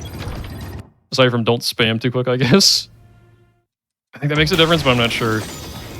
It seems like it does. At least like in the Larry fight. Alright, here we go. I've saved the game again. I know I need this one really badly, because I think last time yeah, this week I died to this boss coming up, and also, like, last time I did a marathon of this, we died to this boss. You know, normally he's a pushover, and we get to slap him real quick. It's a sketchy fight. He can be weird. There's so much that can go wrong with this fight, too. This guy's like a Demon Souls boss or something. He can just decide to kill you sometimes with his big old sword. But also, you can stun lock him if he lets you. This will be Sean. He has aggressive attacks, and he doesn't really have the he doesn't eat the stuns as much as the other bosses do. Like, he can, but he has to let you, and he often won't. Or often he'll go for swings of his sword, and he can stun lock you just as much as you can get to him. As well, even going to the fight, there's a chance you can grab by cultists. If that happens, that's pretty much death. So good thing I've never been killed before getting into the fight. I've gotten killed outside of the fight trying to leave the movie theater. It's more that you get grabbed and you lose all your gear. Yeah, same thing, honestly. Kills the run. Yeah. I mostly just get to do a 6 skate jump here. Want to see me jump over, like, a crowd of weirdos? I'm going to do that right now. I'm not waiting for an answer. I'm going to do it. Check this out. Frank is a 6 skater, and I'm going to show you a trick right now. Watch this. Perfect every time. Yeah. Nice. Nailed it. Stuck the landing. Yeah, let's see if I can get the cool guy hit on him. Oh, not yet. I thought he was stunning for a sec. Oh, well. Yeah, so he can just flip you. Oh, we got it. Nice. Oh, hey. Wow. Hello? He gave you easy mode. I'm usually pretty good at getting one of those, at least. Well, although late this week he's been deciding to destroy me. I gotta get rid of these guys for more bosses spawn in. Right, and then... Oh, nope. That's not your skateboard. You can't skate on a chainsaw, Frank. It'd be pretty badass if you could, but you're not allowed to. Capcom won't let you. Come on. Head explode. There we go. Thank you. I'm just gonna hope my board survives this. I need to skate through this crowd. Why did you get in front of me? Oh my god, they made me move. I've been powdered! I've been powdered. I'm gonna do that fight over again. It's over? That was the cultist grab that I was talking about. Okay, so one thing that sucks about trying to ride your skateboard through them is that, like, it's kind of sort of random which direction they push you right around them, because you sometimes don't knock them over, you just, like, get pushed left or right. I got pushed really far left, and then I ran into a wall and fell off my board right away.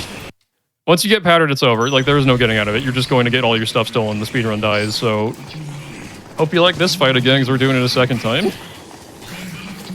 It's not even the fact that your stuff gets stolen, because that's bad, but also the way to get out of the cultist room is you need to kill like 30 cultists in a room with no weapons. Oh, you get the sword from the cult leader, but the price of that is you have to use all its durability to get out of the room, so you basically lose everything. Yeah. Yeah. It sucks. It's just GG run over. Or, you know, reload a save in this case. I'm gonna do the safe strat to leave this next time, where I just kill everyone with the chainsaw. Because why not? You know, yeah, what am I walking forward for? It's better if I just drop her instantly. There we go. Okay, I'm just leaving it there because it's like the earliest opportunity to do that, and riding your skateboard is just faster than doing anything. Anyway, I'm gonna see me jump these guys again. It's really cool. I'm gonna nail it this time. I won't hit anybody. Check this out. Aw, dang. They should have ducked. Anyway. Let me, oh, oops. There we go, the extra hit, like that. Oh, he jump attack? Excuse you? There we go. Well, same fight as last time, but with a funny jump attack. Any user.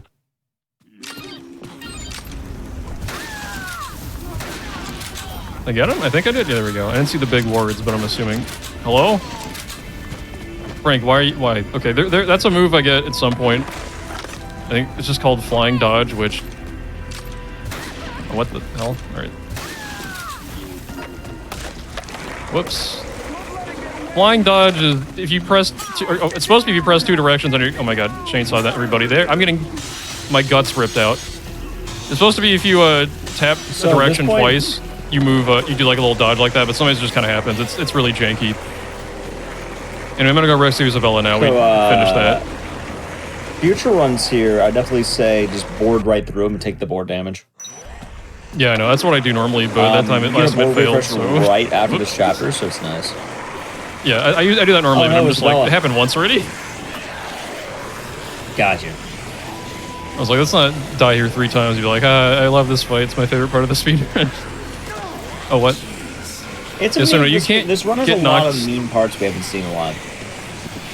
Like, this part's got luck in it, too, because zombies, they can't grab me during this, which is their primary attack. If they hit me like a normal, like, do damage and no grab attack, they can knock me off. But they can also just trip into you like they're playing Smash Bros. Brawl, and that just knocks you down, which is really stupid. It's the dumbest thing. You just... Let me know that's a incredibly punishing run. Yeah, this run's mean. Anyway, he gets automatically dropped here. I don't know why, but I'm going to pick her up again.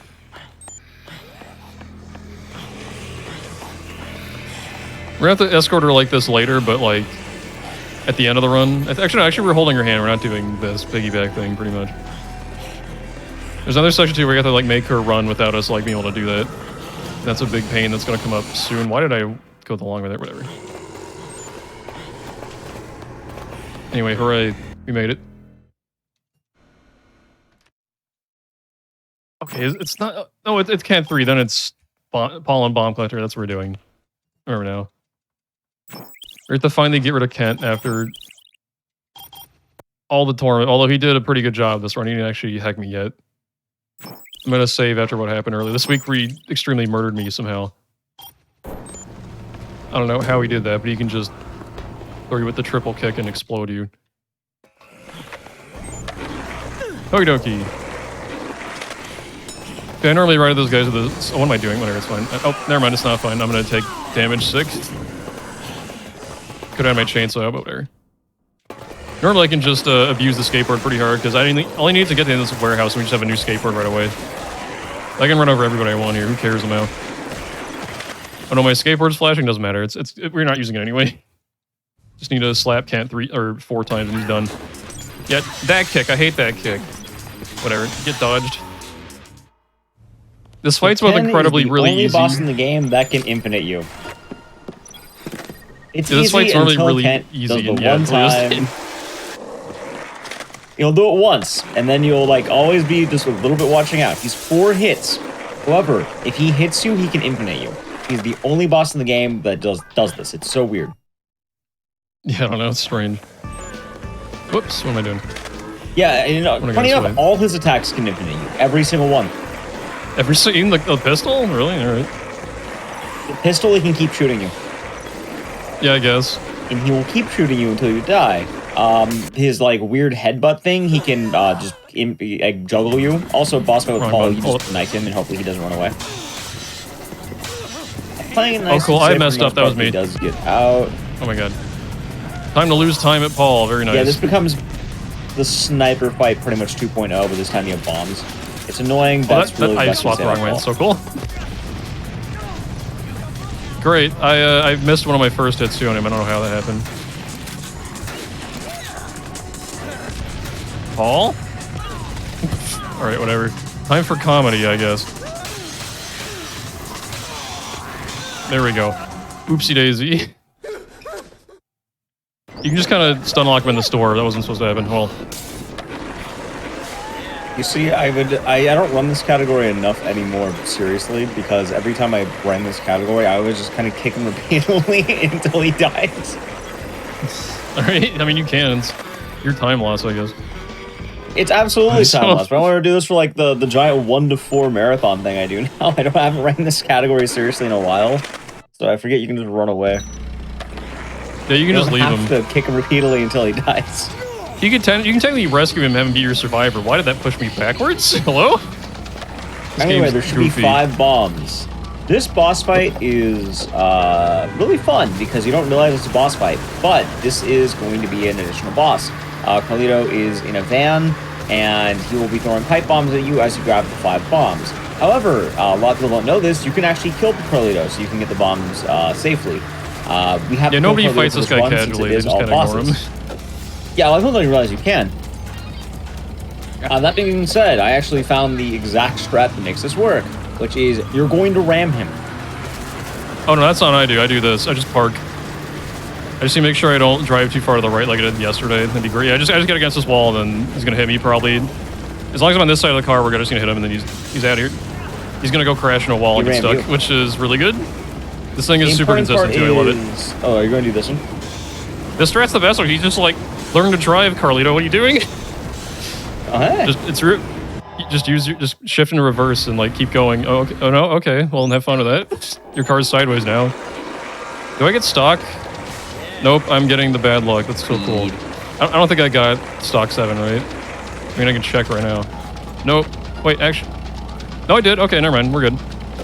I can count to 7, I'm pretty sure. I didn't notice, I guess.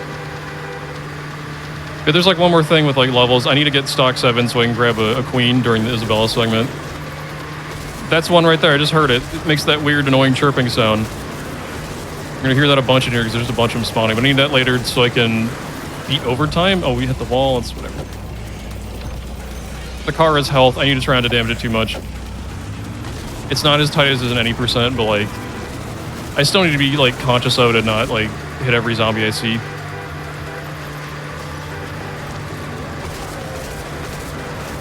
Okay, later I need 10 queens, but I need 1 really. I'm gonna do something special with that. Right now, my whole goal is I need to drive to a bunch of Michelle Club vans and Comic Sans and then get their bombs out of the back that Carlito did.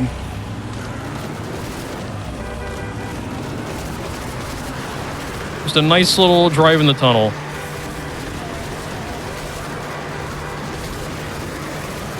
But at 80%, this is a really stressful drive because you have to hit like literally as little zombies as possible. Why did I didn't hit my brake? Oh my, whoa! Shopping carts are brutal. If my car flips, the run's like... I mean, I've never ran over a shopping cart, but I'm pretty sure it'll damage your car in real life too. Oh yeah. Although I don't know damages your car more in real life than this game. Get off me. But I mean, I'm pretty sure if you hit a shopping cart with your actual car, it wouldn't explode. Like, yeah, the main thing is it flips your car. You're not John Halo. You're good. You stuck? And moral story. Yeah, I don't think we're making it. Carts. Next time you go to the store. No, you're not. I took too much car damage. Yeah, I'm definitely like a shopping cart. I ran over too much. Get on my really. Get. Oh, thank you. And my car is smoking a little more than it should. If your car is doing this, it's probably bad. You might need to take it into the shop. Oh no, it's still up. I'm surprised it's still up. Built different. Built different. Okay, no. It's built the same. I'm just gonna ride the skateboard the rest of the way. Whatever. It normally doesn't break in all bosses, but I did some bad driving. Whatever. I'm out of here. I still have time savior. I had such a bad player on PB. Whatever. I'm out of here. See ya. Oh, I can't even start driving here. Nice. Here's your second dose of Gone Guru for the speedrun. You're not gonna get much of it either. Whoop. Get out of here. Is these guys respawn technically, so they're like, I think they're technically still psychopaths in a mini boss or whatever, but like, even if they were an optional, you don't have to kill them for the speedrun, you probably should because they have that big machine gun in the back and the car is extreme. Oh, can I just get that queen right now? Yeah, why not? There we go. Free queen. What do you know? There's my skateboard. All right, whatever. I'm gonna get that during the Isabella segment, but that's kind of free. Want to spend 2 seconds right here and not have to worry about it later? Yeah, why not? And there's one right there. Yeah, yeah, fuck it. I'm gonna get it. Oh no, this cop's gonna kiss me. How dare you? There we go. Give me that. Give me that queen. Thank you. I need it. Oh my God! Stop. Ditch that. All right, cool. Skateboard. Thank you. I know I said I only need 1, but if I get 2, I can do a thing in the next segment. Whoop, there we go. No? Okay, well that's kind of in a bad spot, whatever. I'll worry about that later. Just double swap, don't accidentally throw a queen in the So ground. normally in the next disgust or whatever. section would suck. It's Isabella. You have to escort her to her secret hideout. Isabella wants to kill every single zombie. She takes it as a challenge that they're alive. You have to go kill them before she Eddie's can gonna get be to doing a them. strat that prevents this. Sort of. It mostly works. Come, Isabella, we have places to go. And no zombies to kill except me, that's what I'm doing. Yeah, she can't kill zombies if they're all already dead in front of her. The other thing I'm gonna do too is I'm gonna try to despawn zombies by getting really far away from her so she's forced to just run forward and not shoot anybody. Because yeah, the segment goes faster when she just, you know, gets to point B from point A. That's just all you really need her to do. Yeah, let me just go. I think she's good. Should be far enough along. There's like a certain distance where you can like... No, she was too far away. What are you doing? Come on. Just get over here. I think she's just to be on the other side of the yellow line or... No, even closer than that. Whatever. There we go. Cool. I don't know why she didn't teleport over here. That was weird. She should have been there already, but anyway. I'm gonna get far away from her. First, I need to grab 3 skateboards because I can. How dare you shoot things right now? We got a schedule, Isabella. Come on. 1, 2, 3, and then I'm out here. I need to get all the way away from her so no zombies are even near her. They're just gone. You can see her moving in the corner too. Like as soon as I get over here, she's like, "Oh, I can't shoot nobody because there's nobody here." What's gonna happen? Now she can just run straight to the exit, or most the way the exit. I'm gonna leave like right now. She gets like to my leg. And then it just goes way faster and having to like try to kill the zombies around her, which is such an annoying task. I do that 2 more times. This one, next 2 are easy though, except for the end of the last one. That one's, you can't despawn enough zombies to make it easy, but I can use the second queen I got to make it more likely that she's not gonna shoot stuff, although she still can. It's not perfect, but hey, we'll find out what happens. She's already stopping and shooting somebody. Can you stop? There we go. I think I'm far enough away. I need to get all the way over here because like that path curves closer to me, so I need to get a certain distance away so we don't spawn more in front of her. Because if we spawn a bunch of zombies near her, she almost always just decides it's time to start blasting. You can kind of even see her in the background sometimes if I turn my board enough. You'll see like a little Isabella back there. Hi, Isabella. Don't kill nobody. Just keep running. And my board for like a second. I'm going to spin a circle and go this way. This one also has a generous box. I need her to be under the shade. Oh, no. I did it early. Whatever. I didn't spin around good enough. Oh, no. That's because she was shooting guys. Okay, that was my bad. I need to focus on that. Well, I'm just going to go inside the building and go back and out. That was my bad. I didn't notice she was on a murderous rampage right away. Whatever. She just needs to make it to, like, the shade of this tree over here. So, yeah, she's going to... Not that one. This other shade pile here. Right there. We're good. Get in here. Right? Yeah, there you go. Cool. Yeah, I need to go to the gun store. I need to pick up some guns so we can beat another boss in a second. Since I'm out. Fresh out of shoot gun. And then the zombies are going to respawn all in this tunnel. I can do something about it, though. I can do this. Oh, whoops. Yeah, don't kiss that zombie. I can do this. Sha! And then we can leave. And despawn zombies. Oh, she's just been running this whole time. That's very nice for me. Oh, nice. Good job, Frank. Really good you took damage doing that. Anyway, let me ditch that. Let me grab shotguns, please. She's still not doing anything. That's really nice. Okay, cool. Let me move this to a location where I will not swap into it on my shotguns on accident. That'd be great. I do not want to swap into a queen and be like instantly thrown on the ground. That'll waste everything. She is in position. I despawned all the zombies in front of her. By despawn, I mean I killed them all with the queen. Oh my god, stop kissing me. I have no HP. I don't have time for this. Zombie ride. She's already in position, Jess. She just got to run past all that. There's zombies that spawn behind her, which sometimes she'll instantly turn around and shoot them. But we're good this time. Hooray. And yeah, I can get health in a second. I just need to not, like, crash into a wall or something. Pretty sure I got an opportunity to save here, right? I'll just do that anyway. Why not? Wait, no, it's 8-2. Okay, well, no, I'll be good. It'll be fine. I have to repeat the whole Isabella You can save on the again. I could. I'm not gonna. I have to repeat that all again. I will scream. It's like I've never been killed here, so we'll see what happens. Yeah, okay, no, nobody grab me off my board. That's fine. I'm gonna get a chalky milk right here, though. Or, technically, it's coffee creamer, but, like, whatever. Yeah, just keep skating through plate glass. We're so cool.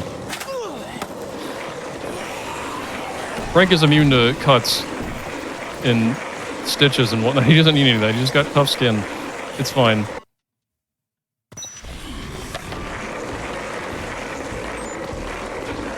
They need to go back to the security room. If I go straight to the Larry zone, it'll be filled with zombies, like absolutely packed. Like that, you've never seen so many zombies in a room. Like it's nuts.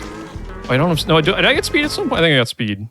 Didn't realize I had that. I think I have a speed. I have a speed upgrade, which means I don't have to jump around anymore everywhere. Because it turns out, guess what's faster than jumping around everywhere? That's right, just be faster, lol. And it's faster than just jumping. Kind of weird. But you don't get... Frank, you don't even... I think there's like a speed too. You can go even faster at some point. But that's for like New Game Plus. Your run animation looks even goofier because they just like speed it up. I don't have the chance anymore, so I might get bit here. We'll see. Nope. Oh, never mind. Skill issue on my part. Oops. But I've been doing a nice bunch of karate kicks, so we're good. That's one of the skills we got. It's called kickback, and it makes crabs last way shorter. Now, what am I doing? We have speed. I don't need to jump. Just jumping for old time's sake. What am I doing? Yeah, I mean, Carlito's been kidnapped by a meat man. I need to go save him, I think. Wait a minute. Why don't I just go save real quick? That's over here. I'm just like, wait a minute, this is Larry. I'm gonna make sure. Just in case. I probably don't need this, but I'm like, hold on a second. Let me have a nice little skateboard nap with my eyes open. Okie dokie. Yeah, I'm gonna go back down by like the grocery store. Actually, no, we didn't take the right to the grocery store. I'm gonna go back down to like that area down there in the underground. To go back to the underground for the last time in this run, the big tunnels. Just did bomb collectorette. Nobody touch me. Oh my god, that works too. I guess just trip. Nice. Great skating techs. Whoop. Yeah, Larry's a butcher. He's like, what if I served human meat or something? Because he's a psychopath and he has to be crazy. That's his whole thing. We have to go fight him amongst a bunch of beef slabs, and he's gonna throw knives and stuff at me, and I gotta blast him with 2 shotguns at the speed of sound. Actually, I have to keep it slow. If I do it too quick, like the auto aim gets all buggy and it'll not spray him as much. Yeah, back down here, but we don't have Jesse screaming in our ear. There's a bomb! Collect all the bombs, hurry! Like 50 million times. Yeah, let's do this.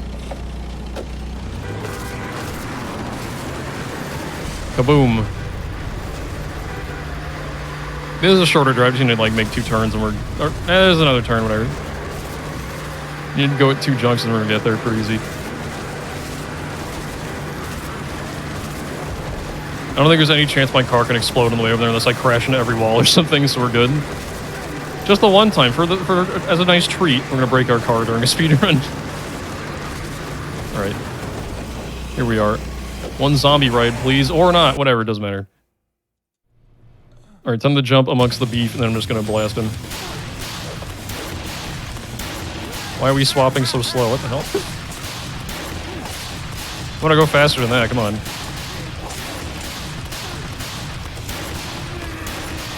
Whoops, he's gonna try to throw meat at me or something. Oh, that's the wrong way, nice job. He will try to go heal too if I don't blast him too much. Are you dead yet? There we go. Running out of ammo, that's kind of weird. Sometimes if you like get really unlucky, you'll full on run out of ammo here and it's not good. Alright, so I have my queen ready, we can just get rid of these shotguns. Out of here. Cool. Then Carlito's there too, I don't care anymore. He's like, I think he died or something. Oh, whoops, nice. Not my problem anymore. Whoop. Oops, board explode, that's fine, I have a second one. That's all, that's what you're for. Now, if I didn't get the right stock power up, which gives me 7 item slots, I would have to hunt for a queen in here, and that's luck-based and it sucks, but usually you can like waste a ton of time, usually. It's a lot better to find one during like the Isabella segment or something. Man, there's a lot of zombies in my way. I need to go back to Isabel, and then we just have to... Oh yeah, the military shows up and kills everybody, and then we get to go into overtime, which is a mode you might not know about. It's not like New Game Plus, it's like an extra endgame mode that you get if you complete all the cases. Whoops. Oh my gosh, that was nice turning. Great stuff. Let me get out of here. Go away. You say, like, you can finish this game if you don't complete all the cases. For some reason, you just, oops, didn't go to the right place at the right time. It's like, that can happen a lot in this.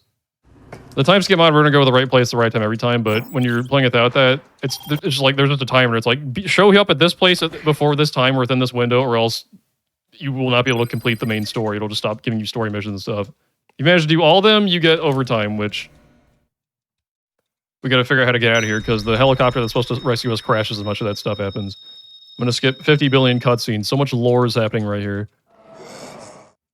So many things happening behind the scenes, but mostly the military just shows up and blasts all the zombies for a second. Then more show up, and that's where we go during overtime, pretty much. Here we go. Time to go skateboard back to the security room, and then we get a bunch of cool unlocks. I think it's just like the Mega Man gun or some other things, I don't remember. Oh, I think we get like the prisoner jumpsuit too, I don't remember.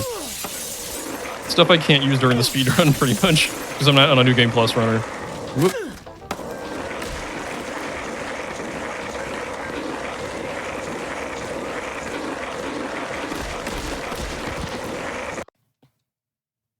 And also, I'm so glad zombies don't count as a hit when on the ground as a corpse. But for some reason, like, those little worms that you get when you drop the queen on zombies, those count as zombies? What am I doing? Nice angle, buddy.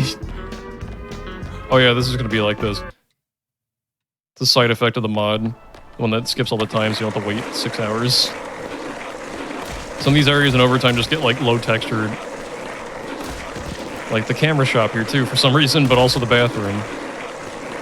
They're getting, like, ultra low textures for some reason. It's like N64 textures. Then user.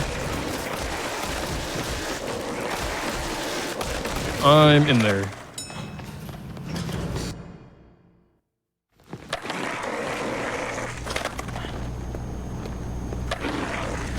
Blam. Normal mode beaten. But there are still more bosses in the end, so I think it's just one boss, right? I think? Yeah, I think it's just Brock, technically. So we gotta go do a bunch of stuff to get to him. It's the entirety of overtime. Yeah, cool. Also, Mega a lot Man of people like tights. to wonder, because technically the helicopter is a fight, however, it's not a boss fight, as weird as that sounds.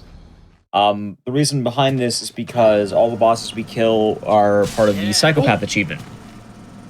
The helicopter is not needed for that. It gives you its own unique achievement, and when you kill it, it just counts as a regular soldier. So the helicopter also sucks, so we don't do it. Yeah, I'm glad. I've never killed it, and it seems like a pain in the butt. I got an attack buff? I'm not sure if that It matters. is Actually, I don't think it absolutely a pain. affects. I don't think it does anything. I don't think it affects my damage on Brock or anything. But it's nice to I don't have, I think guess. so. There's like one skill I want here, and that's 1 extra pip of health. That makes my life easier in this segment. This is the segment where I'm going to take 1 billion damage and then have to chug my way out of it by drinking orange juice real hard. Which works really well. The military respects the chug, it turns out. They see you chugging, they're just like, sir, he's chugging. They're just like, don't do anything, watch him. Give me a video feed of that chug. I want to see how good, a whole gallon, you say. Don't interrupt that at all. They just won't interrupt you during that. It's pretty sick, actually. I just imagine there's like some tester at Capcom that was like, hey, I keep trying to heal during these guys, but they keep shooting me. Can you make them not attack me while I'm chugging stuff? And they're like, yeah, sure. And then we have this, which is really nice. Okay, there's a helicopter. It's going to shoot at me. Usually I can dodge it by doing absolutely nothing. Other times it will just hit me. I don't know. I don't know what this deal is. It has weird AI. I just do nothing. It usually doesn't do anything to me. It didn't even shoot at me. That's so nice. What a nice helicopter. What a great guy. Yeah, there's no zombies indoors, but there are the military now who will shoot me with a machine gun a lot, and they could kill me really quickly, so I need to be careful. I'm gonna ride my skateboard into most of them. Let me get a new one, because that one's taking damage. Stop it. They'll say target is fighting back, and if you're actively running away from them, they're so goofy. Ow, stop it! I'm going to chug one. And then, I didn't know there's a guy right here. That's so unlucky. I'm gonna leave before he lowers all my health. Well, that's nice. I love having 3 less pips than I normally have here. Oh, there's a guy here too. What the frick? That guy's been there the last couple runs. Stop it! I'm going around the long way. I need to chug 1 drink before I go. I'm having to chug 1 drink before I go in here anyway, usually, but we'll see. Oh yeah, it stopped being low res because I had to pause for the the save thing. Don't. We have a save. It's fine. But like, there we go. The less I have to chug, the better. The less the damage I take here, the better too. He's gonna shoot me. I missed one of them. One more warehouse. The warehouse is the worst part of this segment by far. Oh, they fell on this side? You need to chug your thing? They could delete 2 pips really quickly, which I gotta watch out for. Thank you.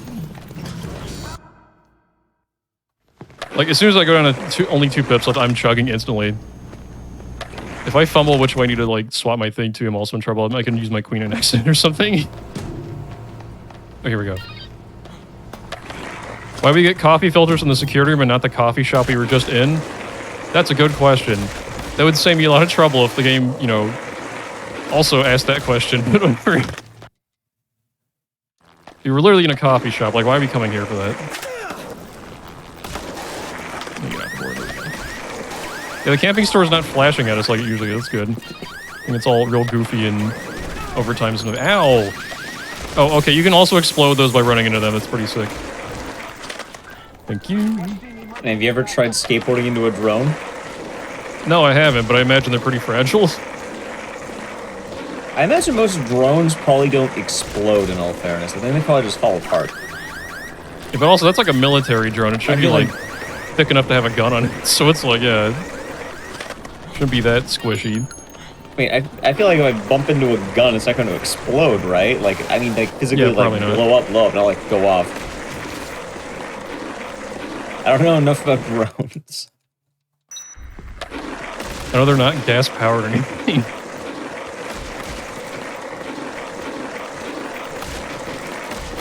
Maybe these are. Maybe they decided to go with it. Okay, time to play Will It Blend. The answer is yeah, it's potato chips. Like, what do you expect? Like, of course they're gonna blend. Ow, stop! You hurt. Stop. Oh, yeah, there's 2 guys just sitting here shooting at me. Oh, boy. I'm just gonna chug OJs until they stop. I'm gonna chug this one because I need room for this anyway. Time to leave, Lamau. Ow! This is why I want that extra pip of health, usually. Having 7 pips lets me ignore more damage. I need to chug less and I can just, like... not worry about dying as much. I can spend less time drinking OJ and more time getting to the objective. This is just the collect random stuff part of the run. That's weird. I think I have 2 stuff left. I need to get a thing from here and I'm gonna get shot like 50 times for doing it because this guy is like, that's my magnifying glass. These are your bullets. We'll trade. Oh my frick, I'm losing health to this guy. This guy sometimes is a jerk. Oh, nice. Good dodging, Frank. Okay, I got one more OJ, that's usually fine here. I need to go into a grocery store. You know the one, Sion's Food and Stuff. The really good, one of the 2 best names of the store in this game. Most of the stores in this game have like really generic, dumb names. This one's got a really weird one. It's got like some Bob's and Dugnut energy. There's also Chryslip's Home Saloon where we fought Cliff, which is like, Chryslip, that's the name you went with. What do you mean Home Saloon? What does that even mean? Ow! Oh yeah, there's the meat sign if you didn't notice it earlier. That sign's so good. I am currently dying. Please stop. They don't seem to know that shooting me with this gun hurts me and kills me. I don't think they understand. Whoops, that's the wrong way. What did I just get here? Oh, frick. I'm going to skateboard out of here. Through all of you. Skateboard health be danged. I'm going to heal now. As long as my board isn't flashing, I'll have 2 hits on it later, but if it is flashing here... Oops, you have ultimate skateboarder time later on. I don't have to use skateboard later, but like it makes things go faster for like 1 small segment. It's like I think I'm pretty much done skating for a hot second. I got this motorcycle, so like why do I need a skateboard, you know? We're going back to this. Oh, we're gonna crash for a second. I'm gonna use my skateboard after all. I can't bike for anything today. Oh, here we go. Magazines. I don't need these anymore. I need to get an assortment of random junk, but it can't be magazines. There's a military man running towards me. I hear his footsteps. I can sense him. He wants to shoot me. Bye. You know, he saw me come in here. He doesn't know I'm in here. Oh yeah, I need to extremely save here. I'm gonna save for safety. Why not? Please. Oh, hello? I'm trying to talk to Isabella. Why did that prompt disappear? There we go. Yeah, she needs 10 queens, so I'm gonna give her a bunch of planks of wood and stuff instead. Like... queens are going to spawn in random zombies, so why, you know, get more than one? Why not just give her a bunch of random stuff instead? Which is why someone asked, and then I think it was probably Pokesol, I don't know who discovered this. Well, like, they found out you can mess with your settings, you can just give her a random object instead. Which is pretty nice. I'm gonna do a bunch of weird settings. We've known about it for a while. Of all the people who actually made it work, it was me. Oh, it was you? Nice. And then I know you refined it. got this. Cool. So Suzuka I'm gonna give her in the a old days actually mentioned that this was... Yeah, so Suzuka mentioned this is something you can do back in the old days, where you can duplicate queens, and nobody did it because it was this immensely difficult trick to do. I was kind of talking about this when I was doing a run at one point, and I just got 4 first tries. I was like, oh, you can't. I was like, you can't do it, guys. You can't get this trick. And then I just attempted it once. Like, I got this trick. So then I started finding it and realized if you lowered it to 30 FPS, it's a lot easier. So then it started getting tried, and we ended up finding it out really quickly. I actually made a YouTube video about this, and once it was found, one of the most popular categories for this game, Overtime New Game Plus, the world record stood for like 4 years, and one night it got broken like 5 times. Nice. I know this has been like a lot more all bosses runners too, like over the past year. I think there was like, at the beginning of last year, maybe like 2 or 3, and now there's like 10 or something, which is pretty cool. I'm always so nervous. If I press the button too quickly, I can get rid of the I'm happy to see a lot of the progress in this category as a whole. In the past, it was really just me doing it. So I'm happy that we have more runners now. Yeah, it's a cool category. It's fun. I gotta get one more thing. She needs 10, so I need to dupe this 9 times. I just give her this thing. I could technically do it 10 times and keep it and use it in the tunnel, but like, I can also just use zombie rides, so whatever. Doesn't matter. She thinks these are bees and it'll just work somehow. Whoops, hang on. Okay, we didn't mess it up. That's nice. I need to do the safety save. We're good. Just one more. No, she didn't say. We were already good. Okay, cool. All right, we can get out of terrible settings mode now. I can just go back to normal. Normal HD Dead Rising experience. Let me turn that back on.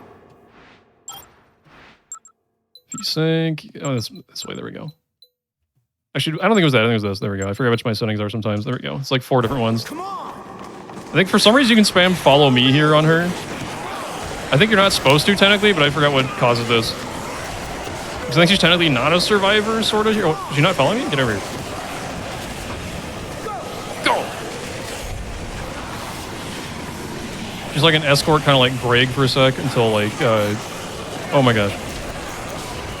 He's like a non-survivor survivor. It's kind of weird. Yeah, like, I forgot, there's like something you do earlier in the run that makes this happen, and you can like just have her go to you just by calling her, which is really nice. You need to hold your hand. Whoops.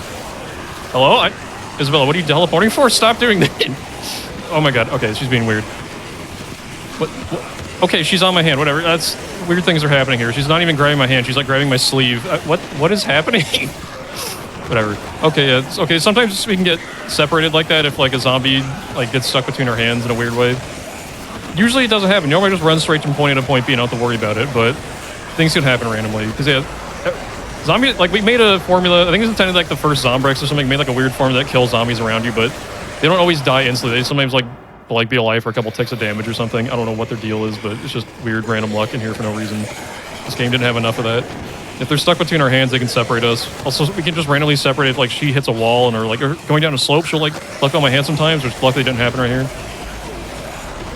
There's just like so many random ways to lose time in this game, it's really ridiculous. Alright, I'm gonna escort her to one final pipe here and then I can just ride my skateboard, hopefully down most of the way here. Although no one ever makes it their skateboard down here all the way. This is like the most difficult skateboard ride in like the whole game. You zombie ride somebody, thank you. And I just want to go on their heads and walk around like this, like a little gremlin.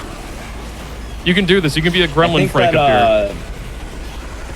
The Overtime New Game Plus run, I think it actually did have a skateboard going all the way at the bottom, and then the Queen duping ruined it. I think one of the old world records had the skateboard. I'm balling so hard right now. Am I doing it? Oh, I'm so cool. I like how you just did Look it. at me. You That's like the second I've ever done that. Nobody's ever done. That's like the second time I've ever done that. It's so luck based because like you need the zombies to be not in your way enough. Usually one will just like turn in front of you last so I could be like, huh? And then they'll break your board instantly. It's like, oh, thanks, man. How is she getting hecked up back there? Literally, she can kill every zombie around her. I don't understand how she's like never like right here under me every time. She's being silly. Actually, I need to go. Oh, I need to drink my beverage right now anyway, for my health. You pushed me down. You're so rude. What is she doing? Okay, so where are these military guys at? They've been in front of this other door the past few runs I've had recently, which has been a mega pain. Like they were just like both like right here last time I was running this, and it was super stupid. Yeah, they can hack you sometimes. Most of the time you just run straight here and then you don't even pay attention to them. But we have our last boss finally.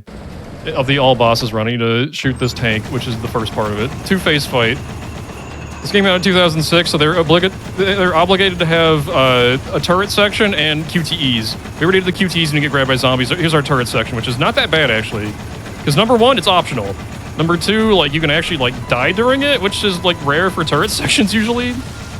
Or they're just like really boring sometimes you just have to like wait. Yeah, it's pretty neat. You have to like. People like to insult this fight. People mention, oh, well, how can a 50 cal gun kill a tank? You're killing the automated targeting system, which is why you only do damage if you target any of the green lights. You can also shoot the center of top if you want to avoid damage. Yeah, we're just like shooting the cameras in this thing. We're not like trying to shoot the armor. They make a funny explosion when I shoot them too, for some reason. Funny enough, right when you win the fight, the tank literally rams you and then you can't use the car anymore. So it kind of further... Yeah, we have to go fight them with our fists like we're doing some Metal Gear Solid 1 ending thing. Although instead of fist fighting, I get the spit on him. He doesn't shout liquid either. He just get hit by liquid. Hang on. Oh, he's shooting from back. Oh, he went around the corner. Good. When he shoots the gun, he goes slower, which is a big pain in the butt. Because I can't shoot through solid concrete, believe it or not. I can't even shoot through like a glass countertop earlier with Cletus. Like, what do you expect? Come on. There we go, before he went around the corner. All right, time to do some spitting. Can I save time at Brock to be great? I'm trying to do those blood on him. If I hit blood, I'm doing good damage. I'm so good at Brock all of a sudden. What is this? If he's blocking, he takes way less damage. What am I? I'm balling out of control. He has like one hit left. I'm so balling. I'm having a good Brock for the first time ever. Gee, mostly good Brock. There we go. Time, by the way. That's a gold split Brock. Sick, whatever. GG? GG. That is Dead Rising all bosses. We get to celebrate by having Frank scream in like 30 seconds or something. In fairness, if you just killed the man with your own spit, wouldn't you scream? Yeah. You get a celebratory victory screech. Why not? You've earned it. But I've been playing this game on my channel like for the better part of a year now, or at least this category. No, yeah, I was doing any percent. I've been doing this category for like about a year. I think I learned this after last GDQ, I want to say. It's been fun. It's a real cool category. It's just really luck based. So like, I get stuff like where, oh, I'm ahead by a minute. Oh, the run dies instantly. It's a real fun game like that sometimes. Oh, here's the scream, by the way.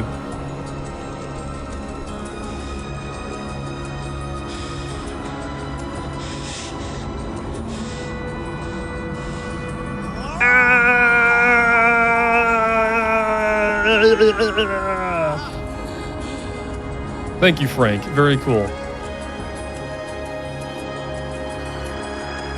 Lovely GG.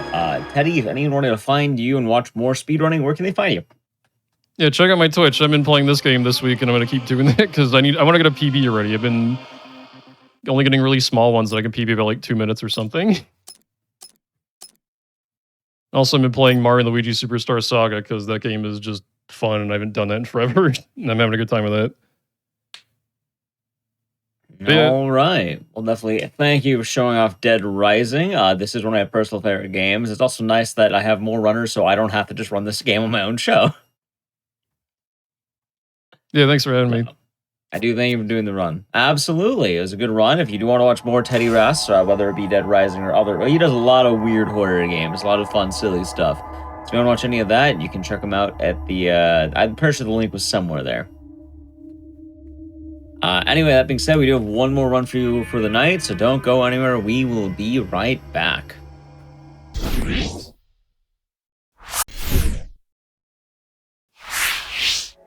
All right, everyone. Welcome back in the break, and hope you are all doing good today.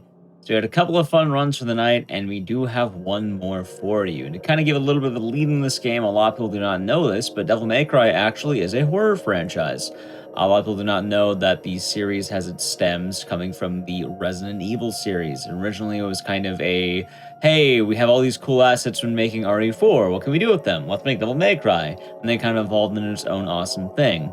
That being said, we get to take a look at one of the, I don't entirely know how, I think it's kind of like around the middle of the range of popularity. I don't think it's the most popular, but it's definitely a pretty neat game among the series, which we'll hear much more about.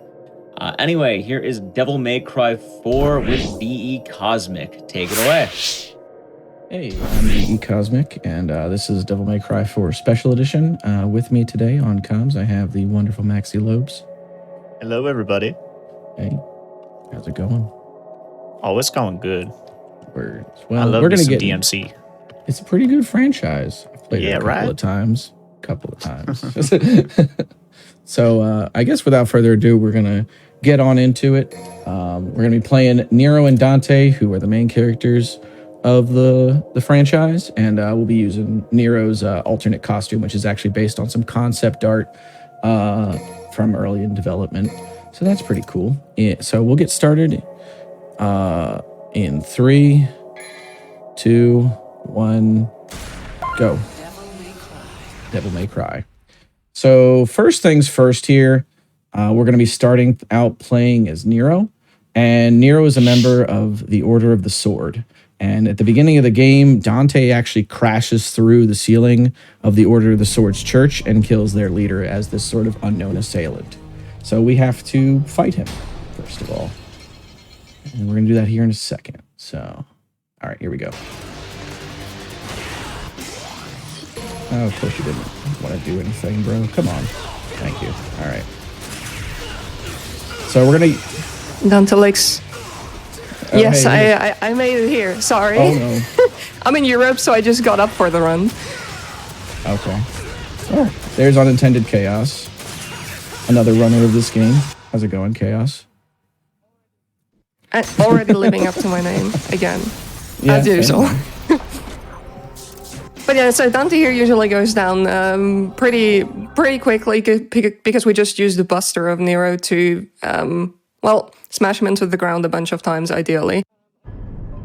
But it is okay if you just break enough of the,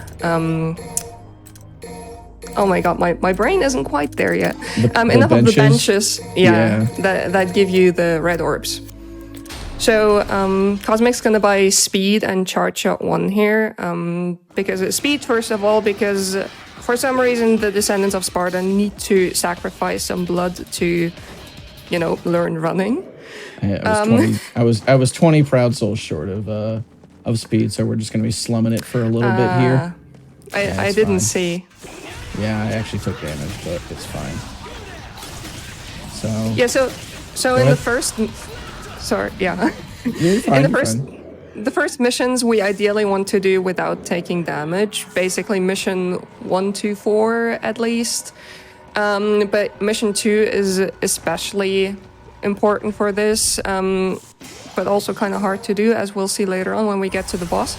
But the reason for this is, so Cosmic already mentioned Proud Souls. In DMC4, they introduced a new currency. Usually you only have the red orbs. In DMC4, you also have Proud Souls. And basically what they did here was with red orbs, you can buy items in the game, and with Proud Souls, you buy abilities. Now, how do we get those Proud Souls? So red orbs we get from enemies. You can see them come out of the enemies whenever they die, and we can pick them up. Proud Souls we only get at the end of every mission, and depending on what style rank we get at the very end, and style rank is dependent on how stylish we fought, but also on things like time or how many red orbs we picked up during the mission. So depending on our style rank at the very end of the mission, we get a certain amount of Proud Souls. So the better it is, the more Proud Souls we get. Now, I already mentioned what goes into this. So time, we usually should have the best rank in, because for speedrunning, we would be doing something very, very wrong if we didn't get the S rank, or the game would be very unfair. But the red orbs are a bit of an issue, and the style rank in our fights as well, because we usually try to do the fastest thing, not the most stylish thing. So what do we do instead? We no damage the mission, because it gives us a quite a big boost on our style rank, and it doesn't lose us any time. Quite the opposite. Usually we're faster if we just don't take damage. So yeah, especially mission 2, we try to no damage it so we can afford a move later on that is called Charge Shot 3. It is also one of the moves that was actually changed in Special Edition, because in the vanilla version of the game it wasn't quite as powerful. In this version, it can one-shot quite a lot of enemies, because it has like a first shot and then an explosion after that. And if you're lucky, sometimes you can even hit 2 enemies at once with it. Yeah, it's super good. It also helps that on this version you get more Proud Souls than in vanilla. I think it's like 50% more or something like that. It's a lot more Proud Souls and a lot more red orbs. There's like quite a few changes from vanilla, aren't there? There's The ones we just mentioned. Yeah, there's that, as well as like speed actually takes less time to activate in this version of the game as well. So there's that. All right, so now we're gonna get into the burial fight. We have to no damage this fight in order to afford charge shot for next mission. So we're gonna try to go ahead and do that.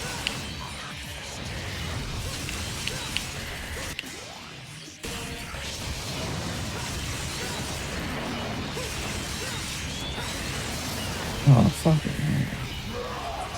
Alright, so I'm gonna have to get creative here, yeah, because this is not ideal, honestly. So the next couple of missions are gonna be really important. Yeah, so the issue you have when you don't get Charge Shot 3 in the next mission is that since we want to ideally no damage the first couple of missions, like I said 4, ideally the first 5, but usually with 4 you're fine.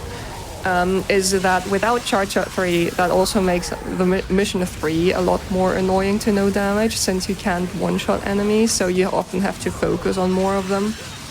But I mean, Cosmic's experience, so. Yeah, we'll see. It's a little bit of a rough start to the run, but we can definitely clean it up as long as it's just your average marathon start. I don't know what you're That's true, yeah.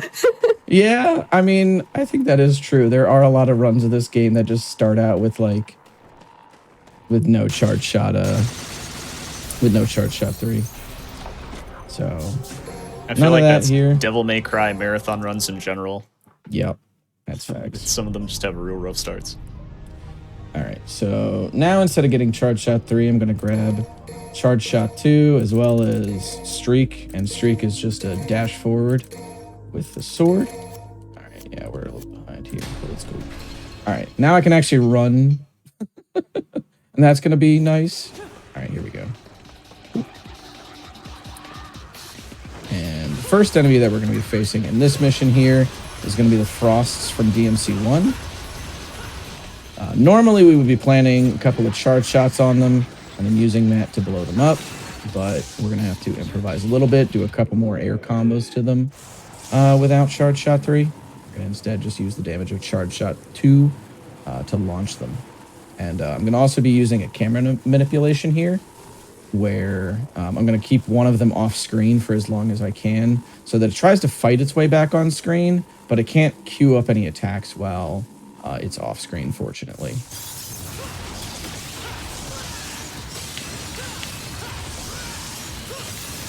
Yeah, so the Frost here in this mission are pretty tame. There is a mission later on where I have a history with them.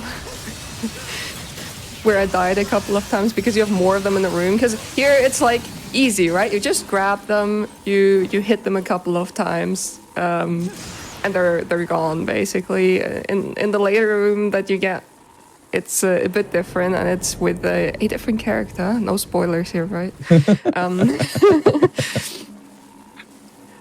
That makes it a bit harder, and there are 3 of them, and they can get very aggressive. Anyway, we're on our way here. We're in Fortuna Castle because Nero's going sightseeing, I suppose. This castle actually has a history. Like Sparta supposedly lived there for a while. Sparta being like the mythical demon that this game always talks about. because he's Dante's and Virgil's dad. We're just gonna take care of the scarecrows here as quickly as possible. And I don't want to jinx it, but ideally without getting damaged. Ideally. That's the ideal thing. I'm taking this a little safer than I usually would, since lack of charge shot 3 means that you have to fight effectively twice the enemies than we're used to. Because charge shot 3 just really kills those guys in like one shot. Also, here's a skip using some good old momentum mechanics. Yeah, so the momentum mechanics, sorry. You're fine, you're fine. Cosmic just mentioned are usually called inertia by the community. It's something that it's unique to DMC4, right? It exists to some extent in most of the games. It's just that there's the most ways to manipulate it in DMC4. Okay, yeah, so basically what it is there are certain attacks with which you can build speed while you're in the air, and certain attacks with which you can keep it, and some with which you can just entirely stop it. So what we do in some of the skips is, here we used an attack to, well, get off the platform in the right position, turned around, and then we just use charge shot to gain momentum while we're in the air, and like a sword, like the sword move to keep the momentum while our charge shot has to charge again.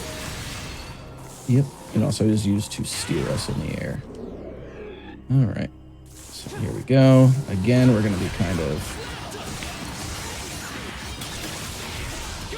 of tackling this in a little bit of an unconventional way for the run, because I just do not want to risk this orb route getting derailed any more than it currently is. I mean, just no damage mission 6? True. I don't know. That would actually just fix everything, to be honest with you. That would fix everything. That's like, what, 2,000 extra Proud Souls or something if you no damage that mission? I never actually checked. It's a lot. It's a ton. So here's the Angelos. They are some suits of armor, I believe, like being manipulated by demonic energy or something like that. There we go. Yeah, but we don't really know that yet. But fun fact, yeah. these Angelos are actually the reason why Dante ended up in this place, because he heard from Lady, another character in the DMC universe, who saw them while on one of her demon hunting missions. She saw these Angelos and was confused because they looked like demons, but they didn't attack humans. They only fought other demons.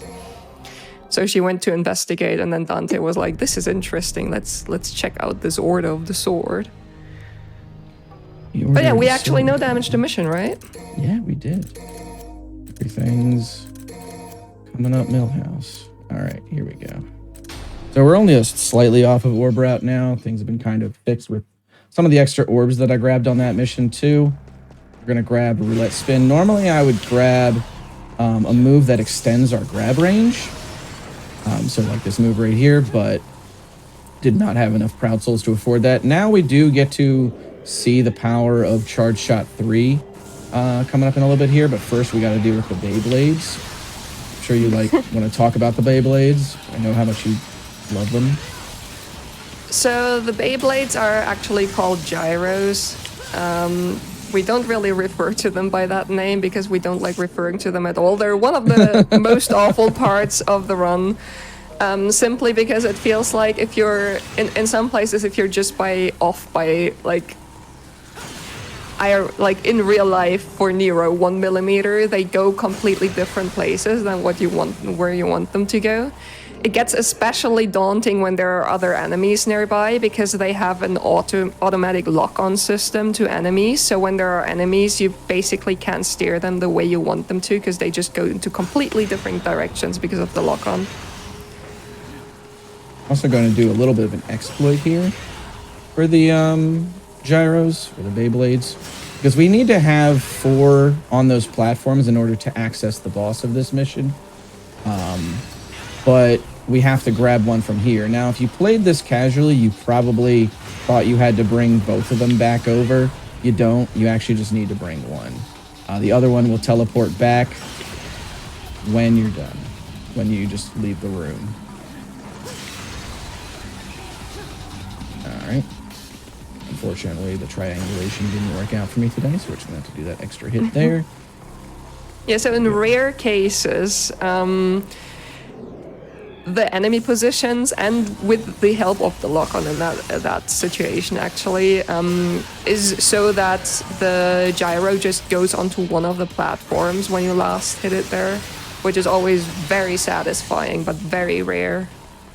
And usually it curses the run. I don't think I've ever had a run PB after that happened to me. I want to say the same, honestly. We're going to block the fire here with this gyro. Uh-oh. Okay. What? Okay. That was weird, but all right. Yeah, that also sometimes happens, usually in marathons. We all know that marathon luck is just different from normal. It enhances the neural network of DMC4's sentient files. The hamsters. Okay, so I'm kind of for those who don't actually know about it, like we have a ongoing joke that DMC4 has a neural network that like adapts to your play style and makes everything awful. And at some point, I started saying that it's the hamsters powering it, because in the vanilla DMC version, actually, there is a package in the game files that has pictures that are used in the loading screens and random pictures of hamsters. That's true. I assume that they were probably one of the developers' hamsters, but we're not sure. No, there was like a hamster with it in like Spider-Man gear. They were just, I'm pretty sure they were just Spider-Man gear? That's so great. That's I so did not sick. know that. I'm pretty sure they were just taken off the internet for test purposes. But yeah, it's fun. Great. Anyway, we're gonna fight some beautiful ladies here. Oh, apparently we're not, actually. Okay. Can I... They did this to me the other day as well. Yeah, So it's usually so we have a set strange. cycle that you do at the very beginning, but sometimes for some reason the game doesn't want to let us grab them. And yeah, we're not actually fighting some beautiful ladies, we're fighting a frog. This frog is the bane of my existence. The reason being, this frog boss will fight more than once, that much should be said. And he has different opening, or he has different attacks he can do to open his fights. And most of the time it's fine what he gives you and you can work with it. But some of the openers make him impossible to work with. Because what we want to do is we want to stun him as soon as possible. And sometimes he just starts jumping around manically. And you have like no chance to do that. He went down here, though, if I remember correctly. This was also another no damage mission, so our economy should be looking better again. Indeed. So now here is one of the most satisfying rooms in the game. If I can do this correctly, so they'll cooperate with me. Thank you. Excellent, thank you. And slam, and they're both dead now. I love this cycle. It's great. And the best part about it is we get to do it again, like 20 seconds later. So we're going to activate this light wheel here, and that will allow us to activate the bridge right over top of the torture chamber. And then we'll go into, yep, that'll cause it to break that.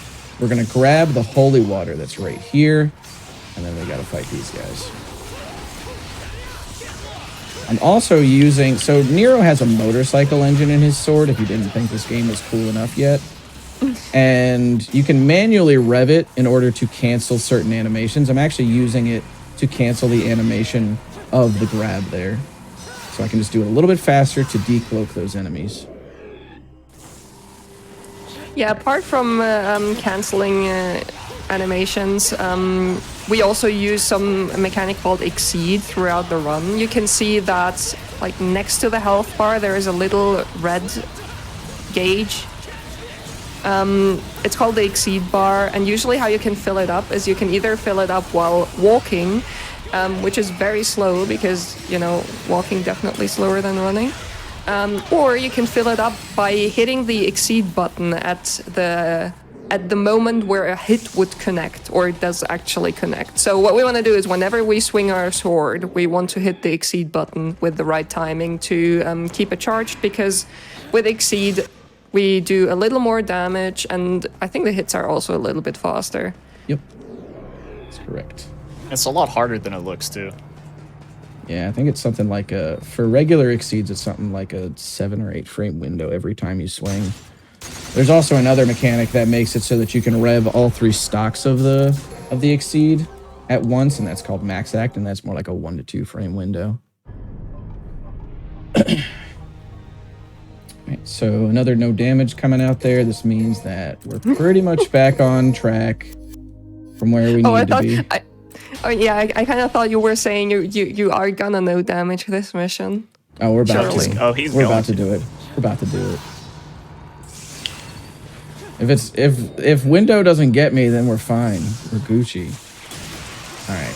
Now we're gonna hit all 3 of these fish with a charge shot. And then we'll clean up the rest of the room. The taunt there.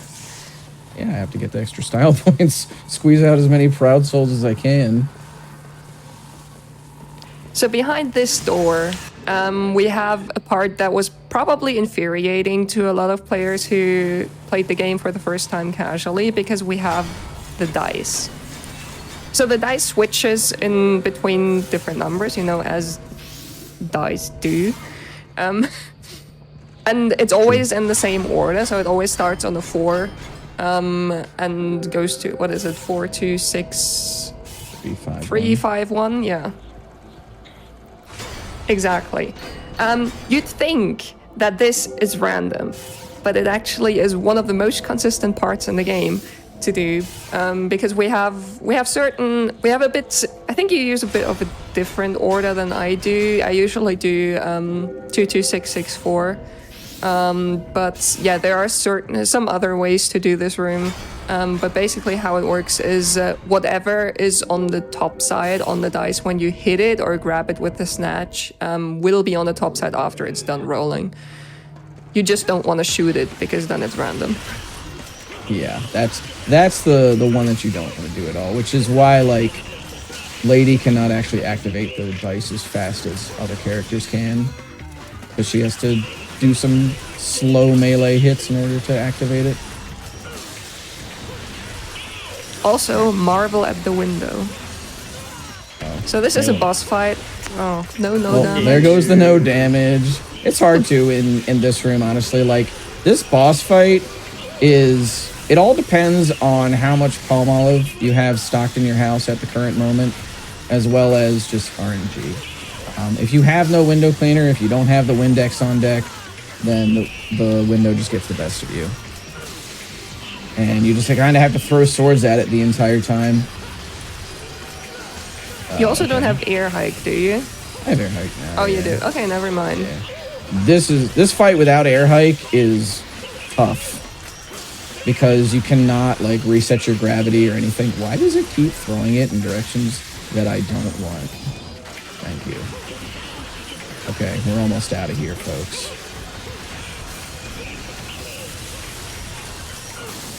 All right. Wash that window. Get out of here. Grab that red orb that's right there, and then activate this waterfall. Unfortunately, there's no room behind the waterfall, so we're just gonna go back up to these labs. What's up? Yeah, well, what people may have noticed is that now we have a new bar under our health bar. What is that? That is the Devil Trigger. It is the powered up form that you can find in every Devil May Cry for most playable characters, and it allows us to have access to new attacks as well as do more damage, and in some cases regenerate health. Nero's is activated through the use of the sword Yamato, which we gain from defeating the window.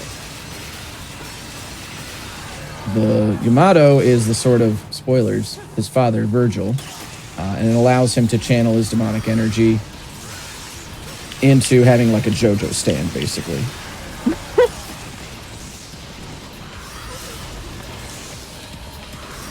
I'm not wrong, and that's the great part. All right, here we go. That's good. I will do it. All right, and now we're out of here. We're out of the lab, where we kind of just... This is where we kind of discover that Agnes, one of the scientists at the Order of the Sword, has been experimenting on like suits of armor, basically, and trying to understand demonology and that sort of stuff. Which, I mean, if you got some like really dark lighting in here, this could definitely be a horror game. Like, there's a lot of very like, I guess, horrific imagery, or horror adjacent imagery in this game in terms of like subject matter as well, because the Order of the Sword has effectively been studying demons and trying to harness their power to gain, like, you know, the power of devils, and I guess in some cases conquer death. For a pretty long time. It's not really clear how long they've been doing this, but they actually worship a demon as a god, which, as Chaos mentioned, is Dante's father, Sparta. Yeah, if you've read the novel, like, of course I haven't because I'm not a nerd. But if you have read the novel, she's definitely read the novel. You definitely read the novel. You think? Possibly. No, so possibly, assuming I would have read the novels, I would know that the experiments actually often go wrong. In the novel, there is a scene where Nero, actually it is in the room we just went through, but it's not quite clear when you play through it in the game, where there are failed experiments of like humans turning into demons, which is something we haven't seen in the game yet, but that will be a thing we see later on. So we will find out that some people who are close to us have actually ascended, as the Order of the Sword calls it, I believe, and have made themselves be turned into. I think they all call it angels. They all think they're angelic. Yeah, but it's just demons. Also, you might have noticed that we turned off turbo. And that is basically just a option that's in the game that allows the work rate to go about 20% faster. We turn it off for this section, actually for a skip. So the mission is a little slower leading up to this skip, but I promise you, it will be fast right about now. Okay, never mind, not now because the game ate my input. But we're gonna go back up here. Gonna activate this light wheel, and we're gonna get out of the ruined greenhouse here. If it would, okay, that's fine. Taking the long way around. So now what we're gonna do here is a skip that is gonna allow us to go straight down to the boss from this area. So we're going to stand in a specific spot here, and then jump out of bounds, and use those momentum tactics that we discussed earlier to get right over this chasm down to this door.